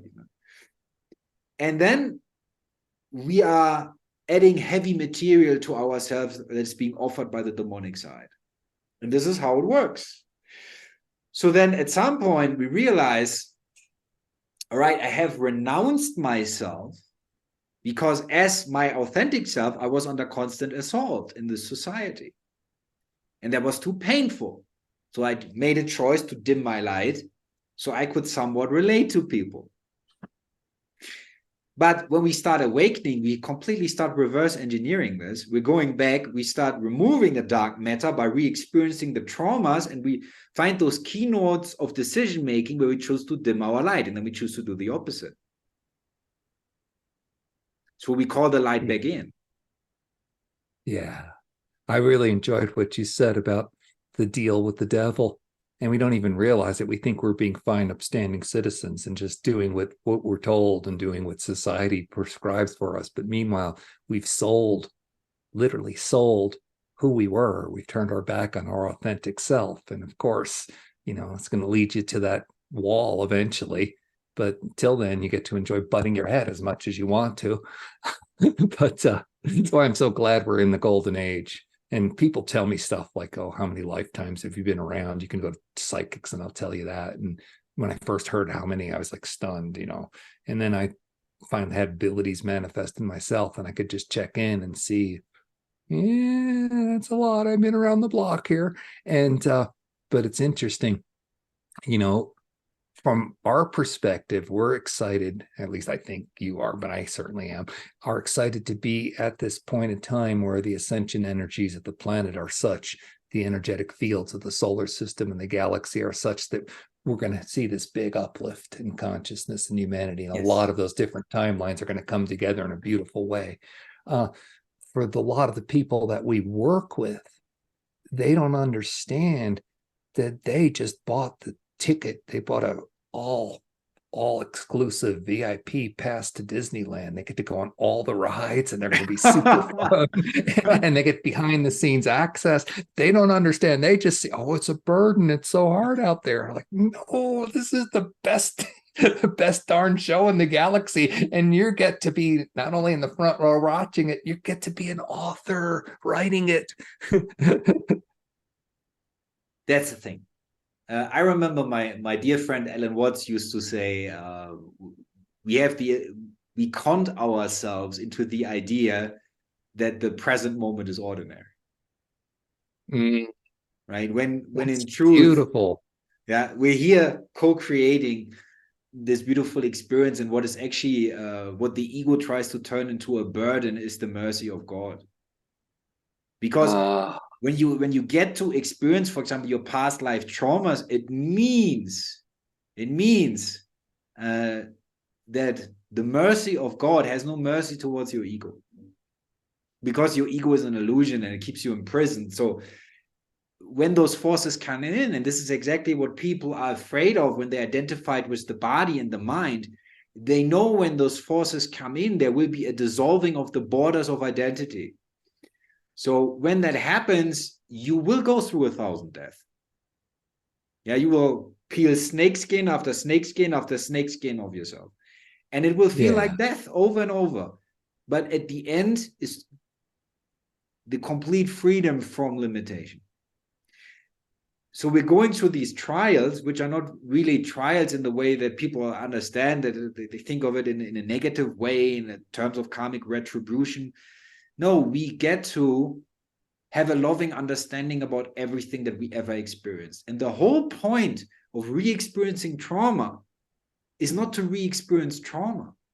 The point is to generate wisdom from the re-experiencing.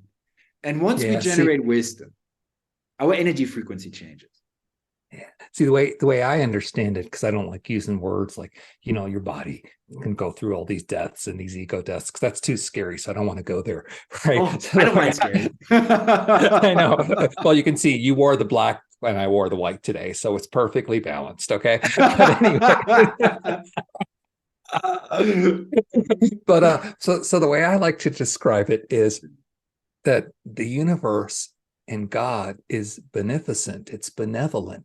And by design, it's created a homeostasis mechanism when you get off kilter by not fully experiencing something and the energy get trapped, then you automatically draw karma. You automatically draw to you more opportunity to clear that experience. So when things keep happening over and over, why do I keep getting divorced? Why do I keep falling behind? Why does it keep happening? It's the universe, God, trying to tell you, hey, look, you're holding a block energy, and so you got no choice but to attract this. So let's focus on it and clear it. But I don't like to use the words of that it's going to be, that it's an ego death. It is, of course, but I like to sit there and say it's a gift. It's the universe being so beneficent that you're not trapped in hell forever, even though it seems like it in 3D real time sometimes. You're not trapped in hell forever. You're always given the key to your own prison cell. Moment after moment, you're just given it. And to me, that's just how beneficent and benevolent the universe, God is. Ultimately, that is very, very correct. The reason I'm speaking the way I'm speaking is because those beings that I will teach down the line need to be beings that are not easily scared. For the initiations that they will receive, if they get scared of the idea of ego death, if they get scared, I'm not the right, let's say, the right catalyst for them, then they need to find somebody else. But I had a teacher tell me about some initiations in Egypt, and I just asked Spirit while we were talking, is this really true, or is this guy just blowing steam? And you go, yeah, it happened. But at the higher levels of initiation in Egypt, they would put you in a sarcophagus for a while, just so that you could go into a theta state. And if you did that, you could last 6-7 days before you ran out of air. But if you freaked out and panicked, you'd die. And another one is they throw you in a pool full of alligators. Right. And the only way out of this room and this pool full of alligators was to swim down through it all and under a wall to the other side where you can get out.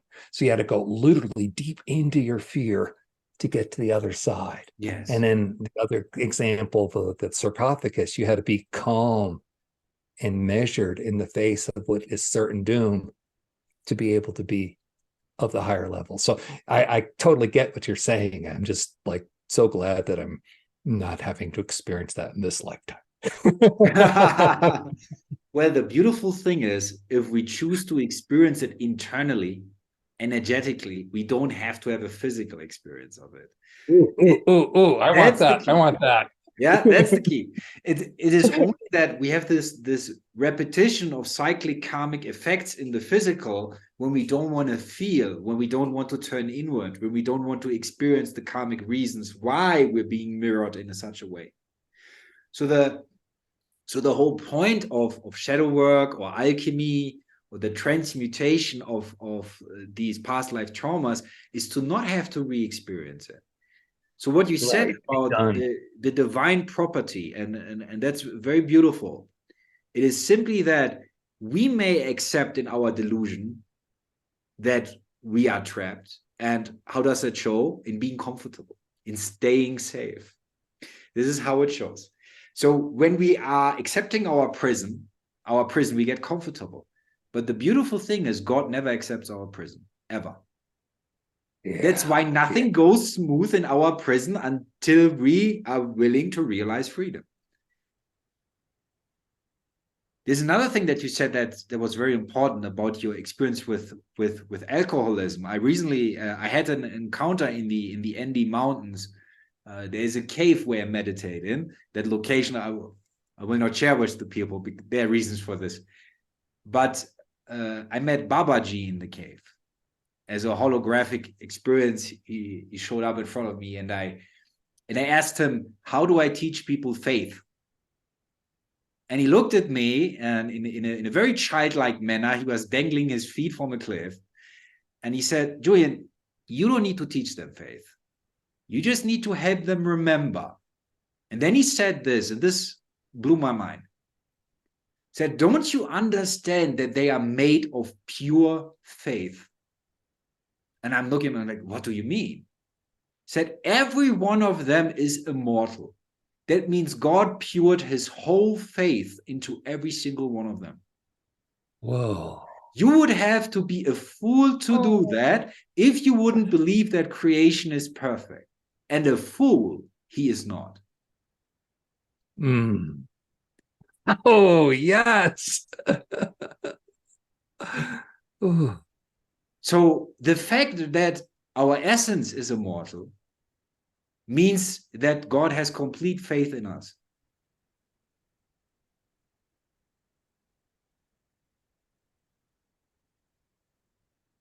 That was a big one for me. A big one for me. I'm silent. I'm usually a natterer, and here I am just going, oh, yeah. It's beautiful. Thank you.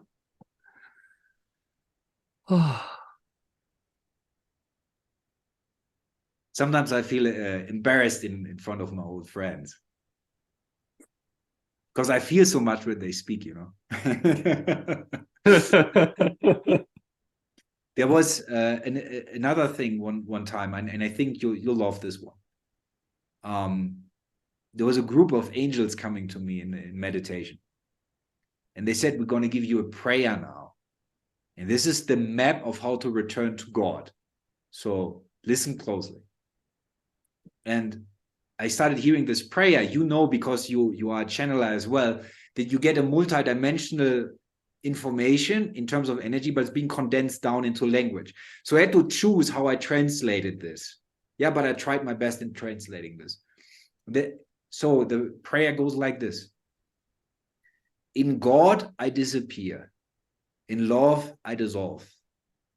In compassion, I am one. In forgiveness, I am free. In joy, I am home. Sweet. That's a beautiful prayer. Say that again so I can repeat it and lock it in my mind. I can send it to you, but I can also repeat it. So, in God, I disappear. In God, I disappear. In love, I dissolve. In love, I dissolve. In compassion, I am one.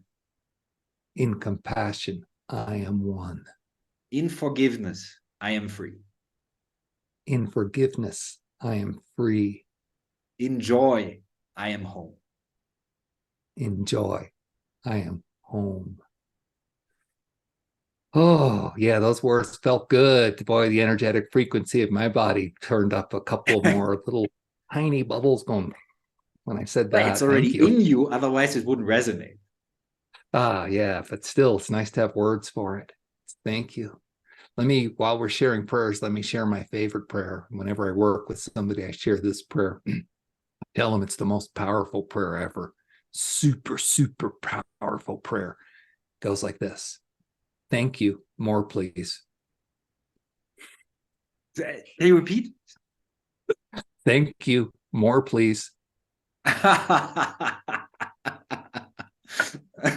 This falls under the category "Smite Me Harder, God." Yeah, well, that's what the smiting is. Thank you. Yeah, I'll have another, sir, but not like that. Usually, you say it when the good stuff happens, right? Oh, it's like you pray for $1,000 and you find a dime in the street, right? Ooh, thank you, more, please, rather than oh, it's only one lousy dime. But yes, thank you, more smiting, please.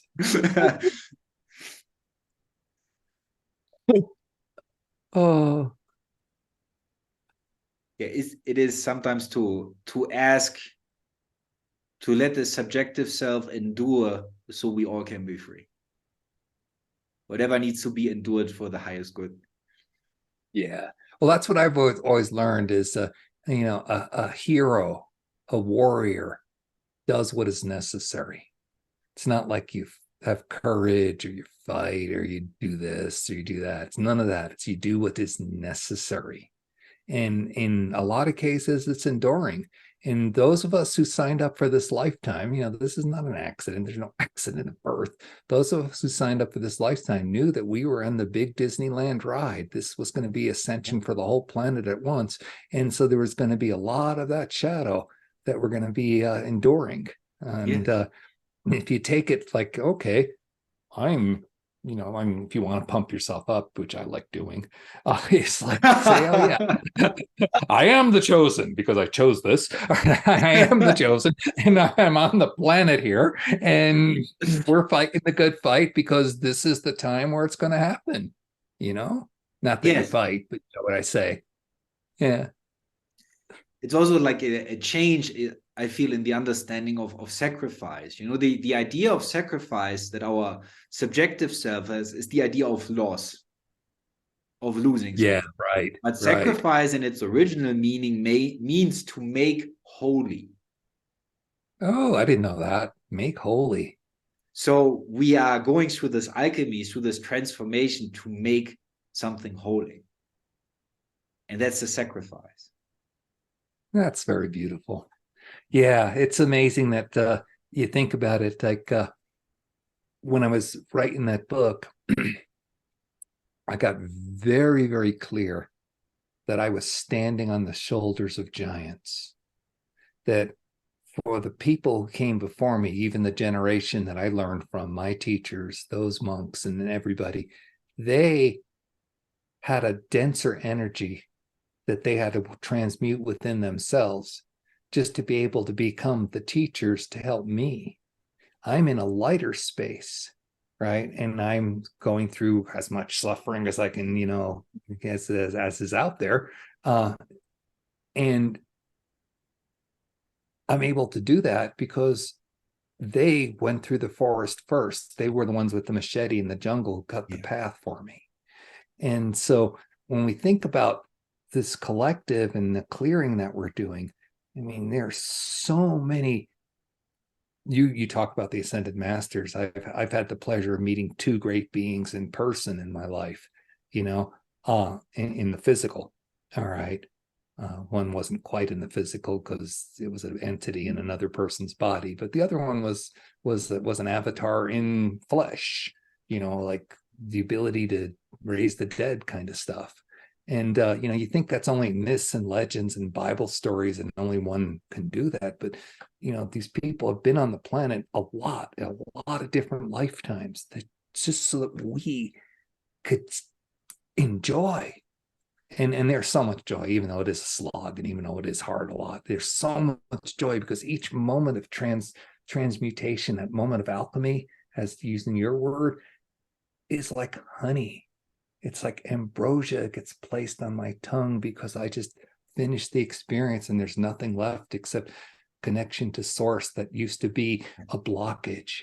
And it's like, oh, and yeah, and then a lot of the ego stuff just slips away because a lot of what I used to worry about just doesn't bug me anymore. And then a lot of the problems that are still ongoing are easier. It's like, oh, you know, some money would be handy right now. Shows up, kind of stuff, you know. And yeah, so we're blessed and it's beautiful. But yeah, it is an awareness that we chose to be the warriors, to do what is necessary. But to share something intimate with you, when you speak about that, for me that is actually quite heavy, because the people that you spoke of, the people with the machete, I was those people many times in your other lives. Yeah, and I feel that, and it's like there's a weariness of the soul. I'm standing on your shoulders. Thank you. I'm standing on your shoulders. I was a freeloader, right? Okay. I've had a lot of past life, but I always hung out on the periphery. You know, I was there when Christ got killed. I was there when Ezekiel ascended. I was there when, you know, Gandhi did this. And I was there at all these different, but I was always lurking on the edge, just kind of, watching all the masters like who you were doing their thing. Okay. And finally, now it's come together enough where I was allowed to just sit in your presence often enough that now I'm okay. I'm going to step out and be and do this. But I'm standing on shoulders of giants, and I'm so grateful. That's very wonderful, Julian. There's a part of me who really enjoys meeting you, and we can later explore why. We could see how we know each other, because we definitely do. Yeah. Oh, yeah. I picked that up 20 minutes ago in our conversation. Oh, yeah, there was this time and that time, but I'm not yet. I'm sure it's going to develop more as I focus on it, yet clearly see it. I just can sense the energetic field where we've been together and kind of locales and stuff like that. But you know, I'm unfolding. So I think meeting you is going to help with that unfolding even more. And I think in terms of compassion, again, the idea that, yes, God put his full faith in us, but nobody's special in comparison, because we're all that special one. There's nobody special in the idea of separateness or in their own dimension. One time I got really upset with some people, you know, and I wanted to have compassion for myself. It's like, how can I not be so hard on Julian, because Julian is feeling in a certain way about certain people. Julian wants to be in a state of forgiveness, but doesn't know how to do it. And I saw a famous scene that people know, that was often spoken about. It was an experience that Gandhi had with a British officer.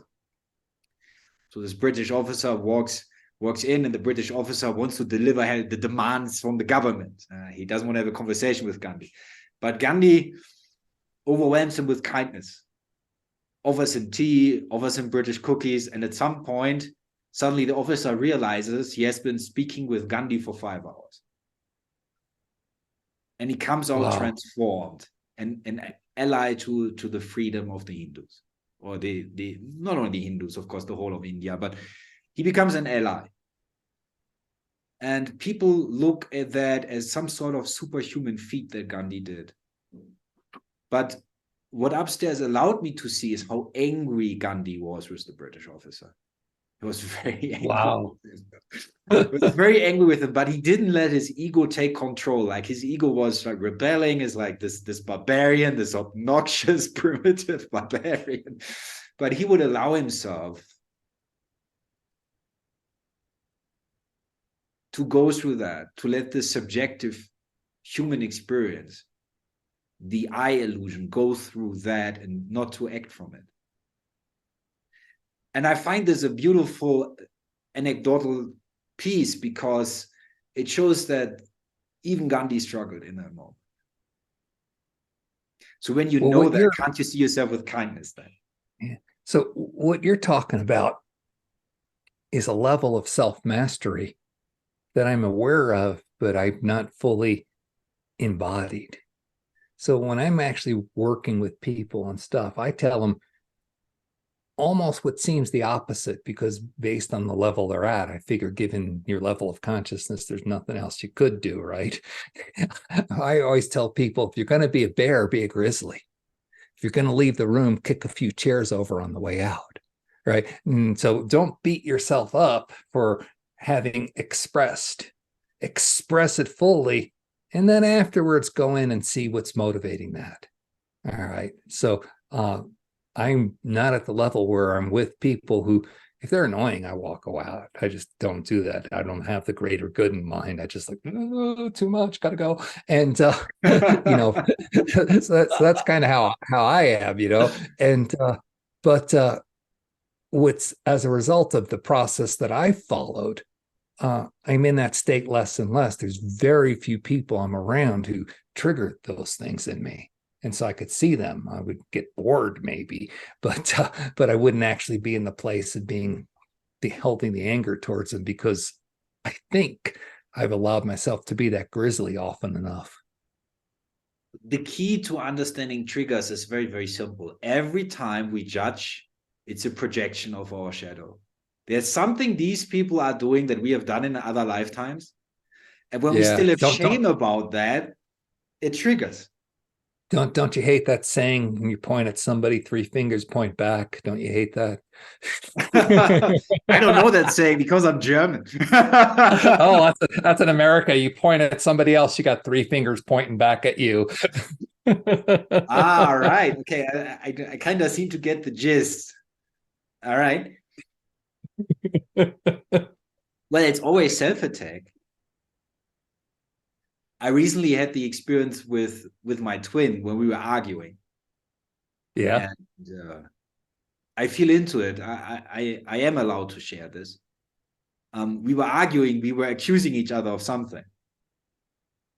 And then Yeshua appeared, and he was sitting with us. And he made me feel my twin as she is me. Ooh. So in that moment, I could feel we are one being experiencing 2 bodies, but we are actually one being, and everything that we say to each other is actually self-attack. Because when somebody is your twin flame, you are essentially one soul, but you're experiencing different bodies. Wow. That whole concept boggles me. I mean, I can't even wrap my head around the idea of that, even though I'm talking to somebody who's in the middle of it. It's like, wow. Like, it's funny then. You start laughing. Yeah. Because it's silly to point fingers at an argument with yourself. Yeah, it's silly. Fighting with yourself, but you get to see them physically react. Whoa.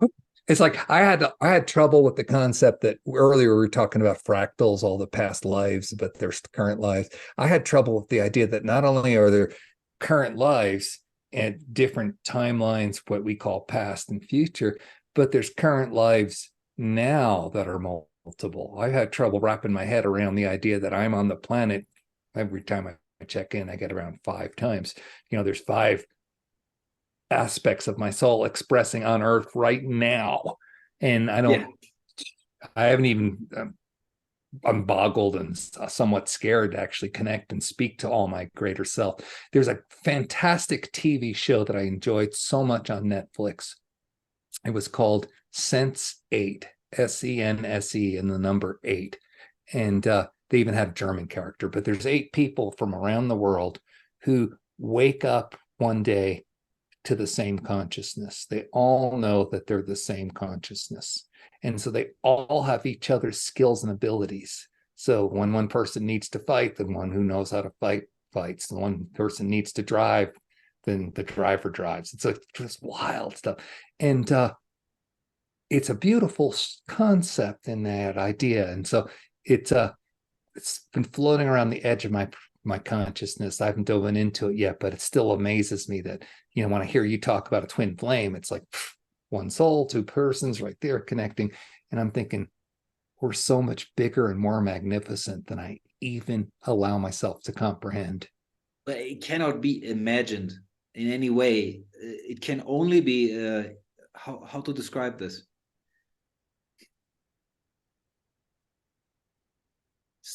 In a way, the higher mind does all the processing, and the higher mind can give us, let's say, a trailer to a movie of who you are, but cannot give you the full movie because it would fry the human nervous system. There's no way, if someone does not have a very advanced yogi system, like nervous system, like certain yogis have, the voltage that needs to run through our system to experience this simultaneous multiplicity of dimensions in which you also have experience.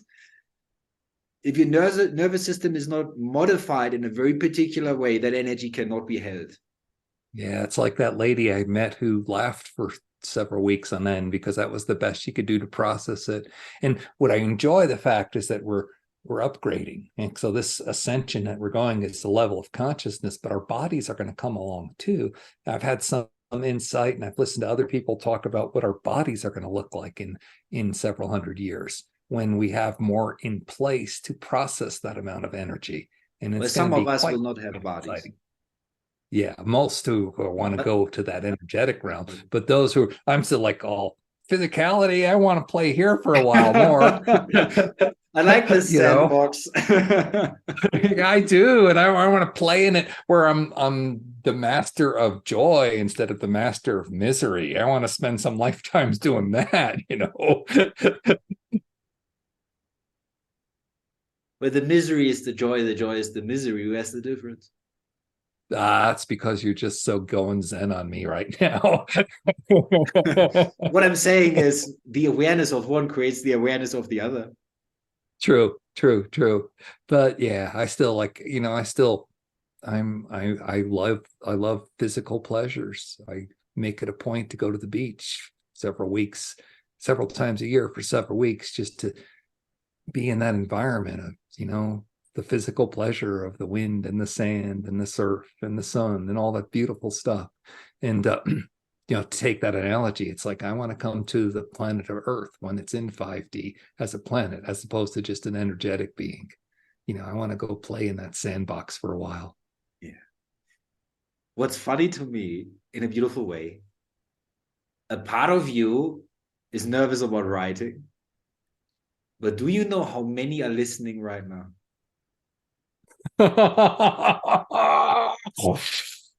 Yeah. How many witnesses are there right now? Just in this conversation. Right. I can feel them. I can see some of them. Right.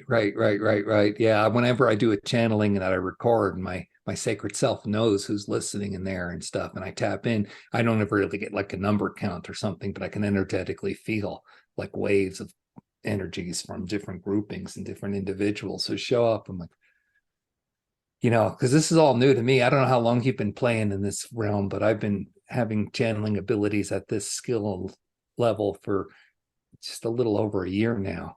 And isn't that amazing?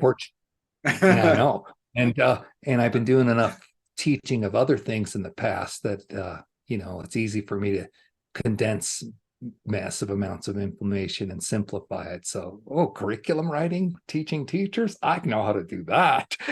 And so it's fun to apply it all. And but yeah, it's like some of the things you talk about, I understand and I can hang with you in the conversation, but I don't have experience of it yet. At least not. I mean, you have all the experience you want if I open up and say, okay, let me allow this knowledge to come to me.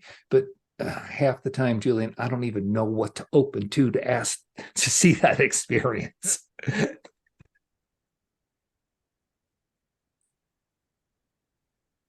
It's a beautiful unfolding. It's my dance and my journey, and I'm happy, super, super happy.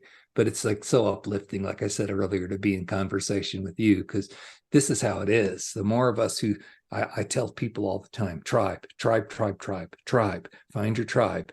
People who are at this level with you and can go on this journey with you, because they will reinforce the new steps you're taking when you're being scared about leaving where the ego was. They're with you.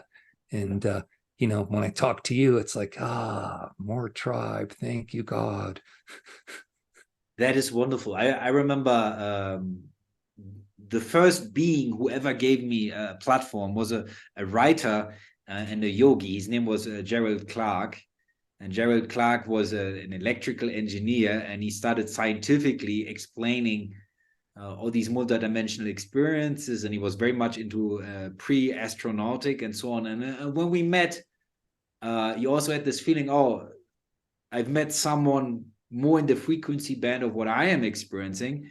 And I remember the statement from Timothy Leary, find the others. Well, there's something very specific that the divine wants to express. And it's basically like this. If you imagine that you have one river that is the source of all, and it starts spreading into a delta, certain deltas are blocked. So the water, without exerting massive effort, will find a way around the blockages. And God is trying to reach into the human consciousness.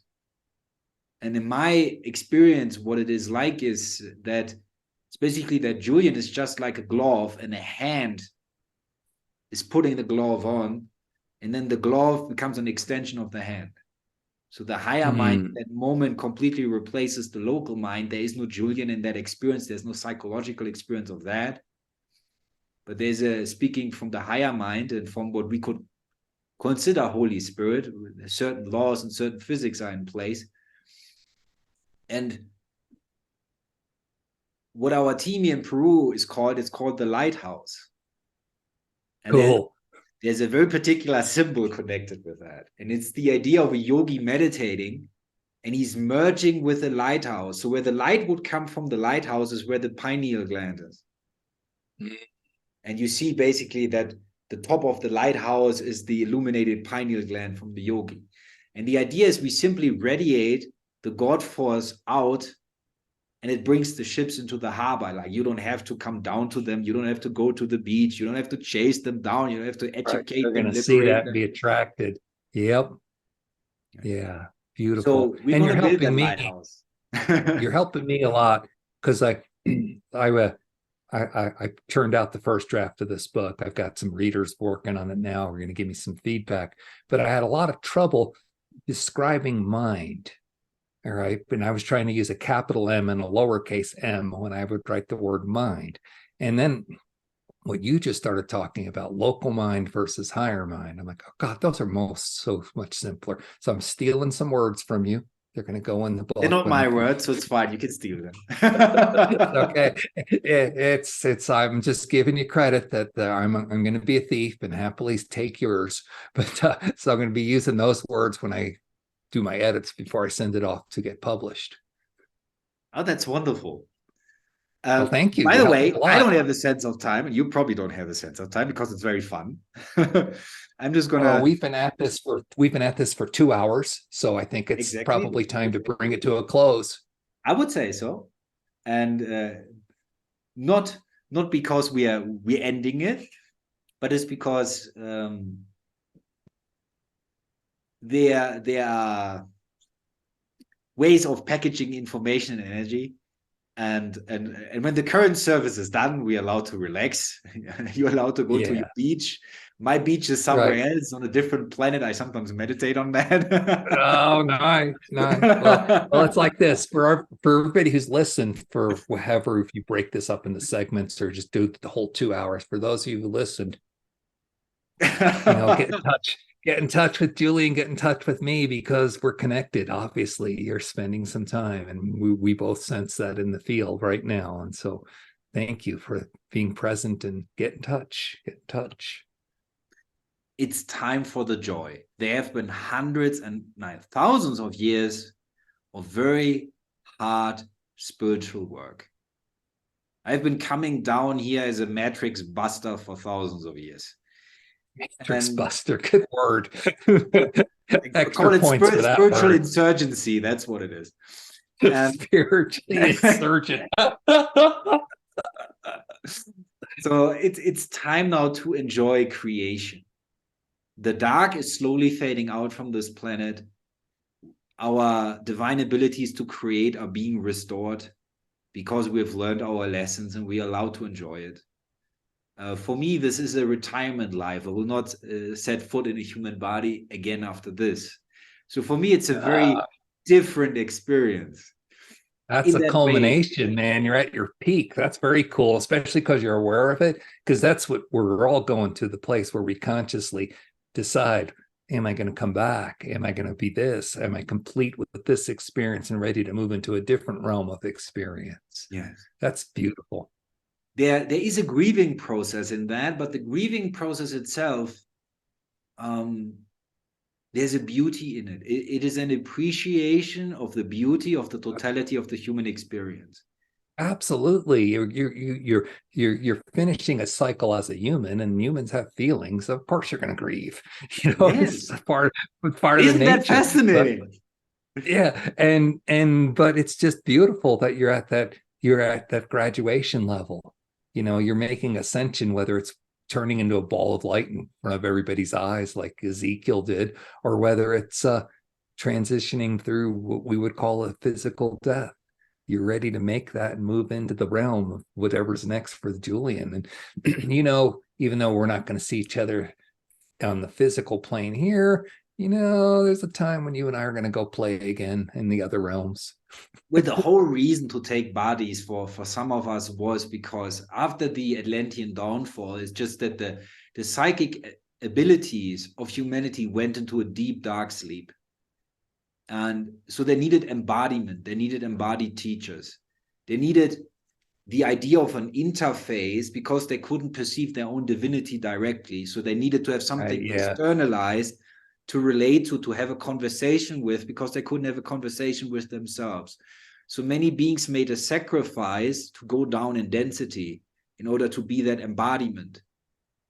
There are very particular reasons, for example, why the Buddha did it. He actually did not come originally from this planet, but when he saw what happened after Atlantis, he took on the challenge and says, I'm going to find the analysis, I'm going to make the analysis of suffering.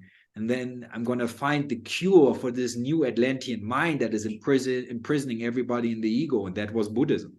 That was his answer to it. That's beautiful.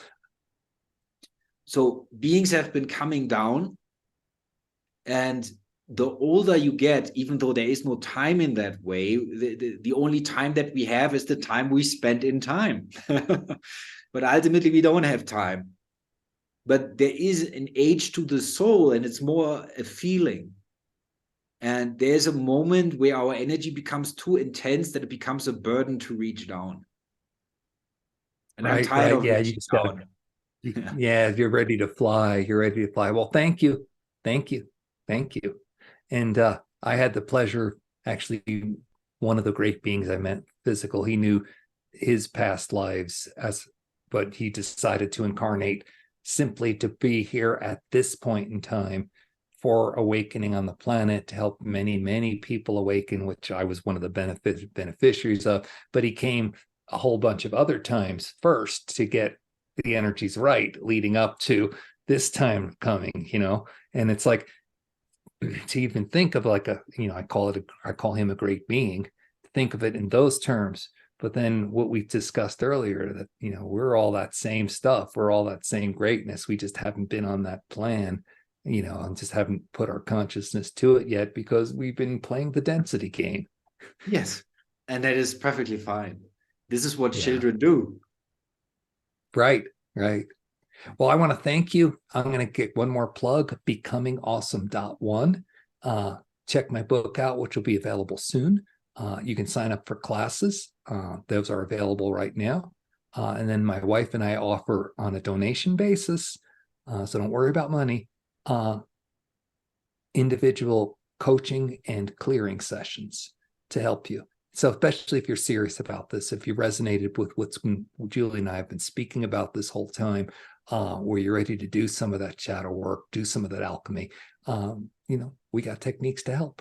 So becomingawesome.one. That's wonderful. So Peter, if you would like to make one last statement, it can come from Peter, it can come from more of you. It's how you choose. One last statement where you feel what can serve people at this moment, aside, of course, from you offering service in the way that you do. But what is the current understanding or the fringe experience that you're having? Are you saying, oh, this might assist you? Let me tell you, and this won't assist you, but it will inspire you, hopefully. In that, here I was telling you all the stuff I do, and my wife was telling me she's excited because she's just come on board and got 3 sessions booked this week already. And I was telling her, every time I do a session with somebody who's serious, even though we're going through terrible crap, all their darkness and stuff, I fall in love. Because for the moments we're together, I'm seeing their authentic self. And I'm connected to my source and their source while I'm viewing their authentic self. And there can be nothing else but love. Mm. And so literally, what I do isn't work. I fall in love multiple times a day. And I'm telling you this because I want all of you out there to know that you're going to go to Julian's school and become the people who fall in love by helping others. Or you're going to attend some of the programs I'm offering. And this is the end point. You think you're doing work, and you are, and it's going to be helpful. But really, you're just going to fall in love over and over. Mm. There's a deep, profound truth in that. Because initiation and service are one and the same. Those who serve experience initiation. They experience a greater love every single time they serve. And by loving, we discover self-love. But we often need to love first. We need to make a choice to radiate instead of absorb. Yep. All right, Peter. This is a very, very wonderful conversation. And I love that it is a little bit of an experimental conversation. Because we didn't follow any type of traditional structure. Yeah, we were very, very spontaneous, which I really enjoy. And this is the first time we've met, right, or spoken to each other. And so for every people listening, as you allow, things will come to you. And at least on my end, it's like, this is sweet. Thank you. More, please. Thank you. All right. Then I would say we wrap it up for today. Thank you very, very much for co-creating, you and the rest of you. Many blessings to all of you attending and listening and viewing. Thank you. Thank you, Peter, for doing what you do.